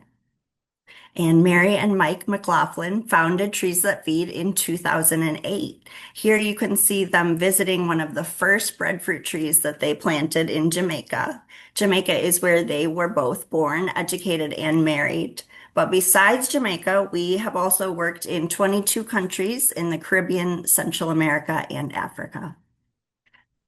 Our programs lead to independence from charity and a cleaner environment. We plant fruit trees and empower entrepreneurs to produce healthy food products. We educate both children and adults. For almost a decade now, Buddhist Global Relief has been providing essential support for our school feeding programs in both Haiti and Jamaica. You can see here Buddhist Global Relief Deputy Director Patty Price planting a fruit tree, and that is how it all begins, with that little plant that becomes a tree bearing fruit for decades and feeding thousands. Now, our flagship tree is breadfruit. It is a nutrient-rich staple food. If a pregnant woman ate only breadfruit during her pregnancy, she could have a healthy baby. Farmers love growing these trees because the input is low while the output is very high. And not only are breadfruit trees good for the environment, they're also climate resilient. So we often see them withstand extreme weather like hurricanes. Here are some of the children we've been feeding. When we donate breadfruit flour to the schools, the cooks make hot meals like porridge or dumplings with bean sauce. But most often we provide nutritional biscuits, and they're made from breadfruit flour and other local ingredients. So you can see this program is nourishing these little bodies, but it's also preparing big minds for a day of learning. Buddhist Global Relief has also helped us provide our educational activity books to the students. The book is called Plant a Tree and Good Things Happen, and we adapt it to suit different countries and cultures. So our school feeding program has the added benefit of economic development. We purchase our breadfruit flour and biscuits from local entrepreneurs. You can see here the process of turning breadfruit into flour. And this eliminates the waste of spoiled fruit and provides food and income for the off-season. One of the entrepreneurs who has benefited from this program is Pierre Moise Louise. He met Mary and Mike, our co-founders, when he was just a college student in Haiti. They mentored him and helped him build a fruit tree nursery, flour factory, and bakery. And now he's supplying tons of flour for a school feeding program just like ours that's run by International Labor Organization and World Food Program. He's also teaching many other Haitians how to be successful in the breadfruit business. In Jamaica, Carlene Johnson runs our program. She was a teacher who saw her students coming to school every day on an empty stomach. She knew as well as all of us do that you can't pay attention or absorb knowledge without being nourished first. Working with Trees That Feed, she started Something Country Bakery. Now she makes breadfruit bullas, and they're these biscuits that are both filling and delicious. Honestly, Carlene's bullas are my favorite thing to eat when I visit Jamaica. And you can see our co-founder there, Mike, he likes them too. He's pictured with Carlene, and I just asked her the other day for her opinion on the program, and this is what she said. Working with you to provide breadfruit bullas gives my bakery visibility, while also showing families the value of breadfruit. Parents, students, and teachers are discovering that breadfruit is not only delicious, but also nutritious, helping children feel full and able to focus on learning. So when she was a teacher, Carlene was improving life for the students in her classroom. Now she's impacting children across the island. She's making it easier for the students to learn and for the teachers to teach. And this program has been so successful with the help of Buddhist BGR in Haiti and Jamaica that we decided next year we are going to launch it in Uganda. We're very excited. This year in January, I got to travel around Uganda with our East Africa leader, Kamya Musigiri, and his wife, Nightingale. You can see she's down in the corner making porridge. And because breadfruit is not native to Uganda, we need to introduce the food and show them that they can make traditional foods with breadfruit. And everyone we met while we were traveling around really loved the recipes. And I got to say, Uganda is just very excited about breadfruit. And I think we couldn't expand if we weren't receiving support to keep going in Jamaica and Haiti. So this is really just very exciting. And I just want to thank you all again, everybody working with Buddhist Global Relief, the staff, the volunteers, board members, all of you who donate. you are helping Trees That Feed provide food and economic security while improving the environment as well. We welcome you to engage with us online anytime. And once again, thank you all for being part of this story of health, empowerment, and of the joy of giving. Wonderful, Natasha. Thank you. Thank you. Such a wonderful to see your wholesome success, how well things are doing, and to see the brightness in the eyes and the smiles of those kids. That's the best. Lovely. Thank you so much. And that concludes our presentations. And now we're going to hear again from Venerable Bhikkhu Bodhi and ask him to share his wisdom with us and to conclude the program for us. Thank you, Bhante. Okay, thank you so much, everybody. And I bring to mind that image of the Bodhisattva Kuan Yin that Venerable Jin Chuan and Jin Wei shared with us. The image of Kuan Yin with 1,000 arms, and in each of those arms, at the end of the in the hand, there's an eye. So Kuan Yin has 1,000 arms reaching out in many different ways to help living beings in all the thousands of different situations of suffering in which they find themselves. But that 1,000 eyes looks deeply into the causes of their suffering.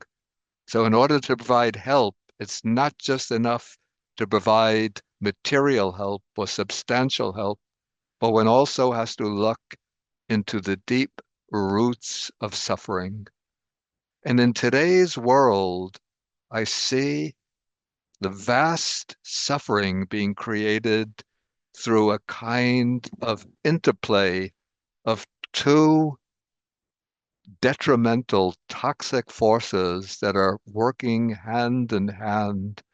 One is the quest for ever increasing, escalating amounts and concentrations of wealth. The other is the quest for concentrations of power. And so wealth and power are working hand in hand to establish systems of domination, exploitation, and subjugation, which are propelling a small, powerful, wealthy minority into positions of dominance and causing immense harm and destruction for the billions of people that are not in those privileged positions. And so the task of compassion today works in two directions. One is to provide the kind of immediate symptomatic relief, which is important, essential, indispensable, addressing, helping people afflicted with poverty, with hunger, with natural disasters, the millions of people who are going to be facing the terrible consequences of escalating climate change, droughts, hurricanes, cyclones, floods, people facing more conflict and war due to the diminishment of the natural resources that they need, the material supports of their life. And so we have to provide this immediate, urgent, systematic relief, which is the kind of work that Buddhist global relief provides. But we also using that eye, the eye of wisdom in the hand of compassion, we see into the underlying roots of so much of the suffering. And that means that we have to work to implement these systematic changes. And what lies behind all of the systematic changes which take place at we call this the political level, the level of political action. But behind that, I would say, is the embodiment, the implementation of fundamental human values, because we have this disparity, this contest between the forces of wealth and dominating power on the one hand, and the need to give emphasis to the basic human values that enhance, promote, adorn, and fortify the inherent dignity of human life. And so among these values, I would say the guide to these values is truth, having the courage to see and understand the nature of our predicament, to see the forces that are creating harm and destruction. And then, along with truth, we need courage. Courage is the willingness to be able to stand up and defend human beings who are being exploited, discarded, disposed of, reduced just to the status of consumers, objects whose lives are considered unimportant, mere numbers, disposable and dispensable. So we need commitment to truth, we need courage, and we need compassion to protect, uplift, and defend the human community. And with compassion, we also need this commitment to peace, another essential value, to promote peaceful relations, to reduce conflict, to promote harmony. And the consequence, the result of all of these forces working together, truth, justice, the commitment to justice, courage, compassion, and peace, is the emergence of a beautiful, harmonious, dignified human community. So that is the kind of pathways that we are facing, that the human community is facing. Either we go down this pathway where a few are enabled to hold on to and solidify their grip on power and wealth at the expense of everybody else, or we work together to ameliorate immediately the suffering of those facing the most challenging conditions, and also work collectively to transform our institutions, systems, structures, social, political, and economic structures, in order to create a world in which everyone can flourish.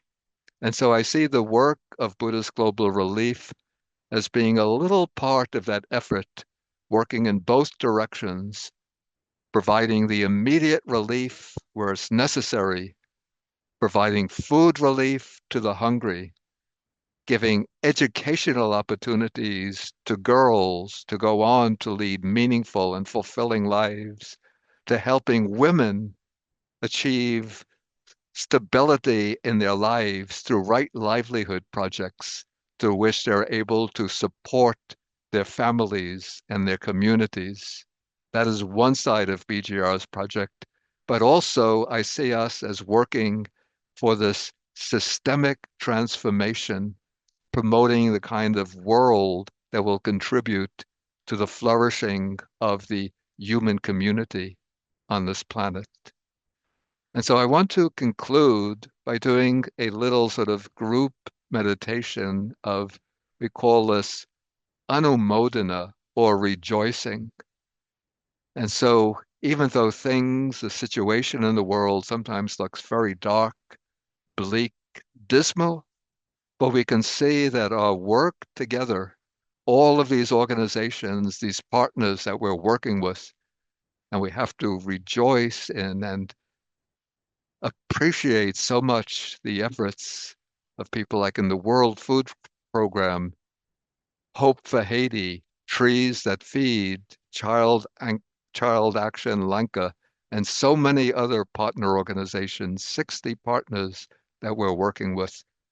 and all of the people, the staff of those organizations that are working long hours every day, not just to earn a living, but to provide service to people, to work from kindness, compassion, dedication to the good of humanity. And so we sit quietly. We can close our eyes.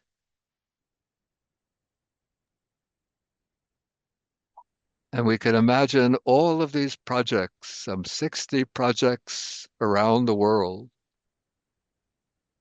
from Mongolia through Vietnam, Cambodia,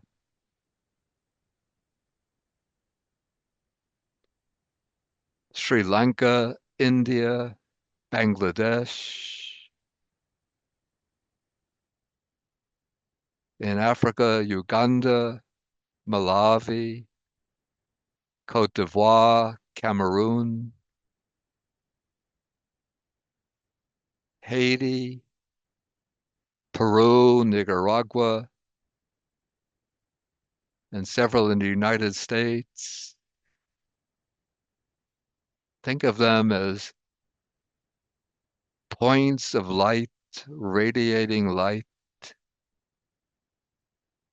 And we think of all of the people who are implementing these projects, people working on the ground, dedicating their efforts to the upliftment of their fellow human beings. And we think of all of the people who are benefiting from these projects, the thousands and thousands of people, all through our own efforts, our donations, the work of the staff, the team, the volunteers of Buddhist Global Relief, the donors who make this work possible. And then just for a few moments, we try to generate minds of rejoicing, rejoicing in this tremendous outpour of love, compassion, goodness, generosity, and selfless dedication to the welfare of the world.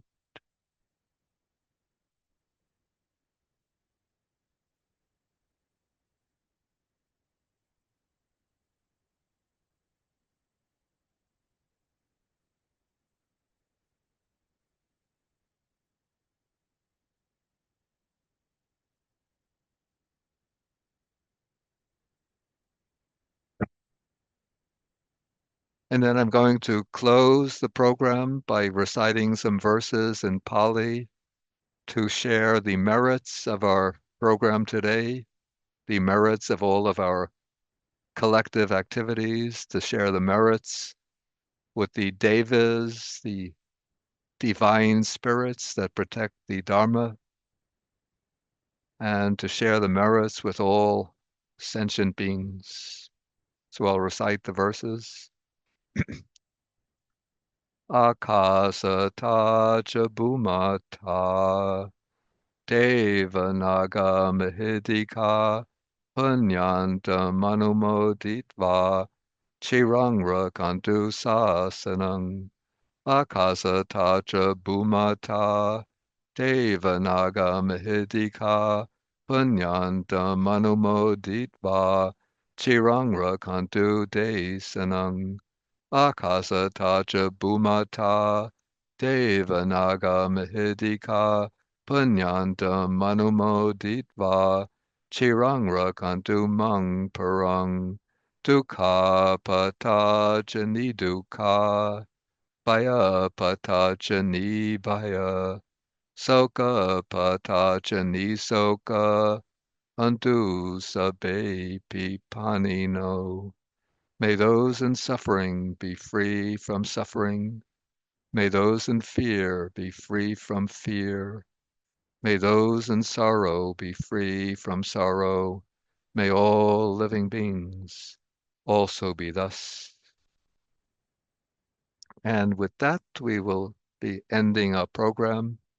And again, I want to thank all of our partner organizations, all of the representatives of our partner organizations for joining us today, and all of our guest speakers, our special speakers, for providing their thoughts and reflections, and our BGR team, staff and team for all of their contributions, and all of the participants and donors who have joined us today.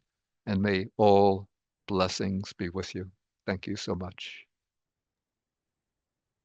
Sadhu, sadhu. Okay. Thank you, Okay. everyone, for coming. Sadhu, sadhu. Well done. Thank you, Bhante. Sadhu, sadhu, sadhu. Okay. Thank Okay. you. Okay.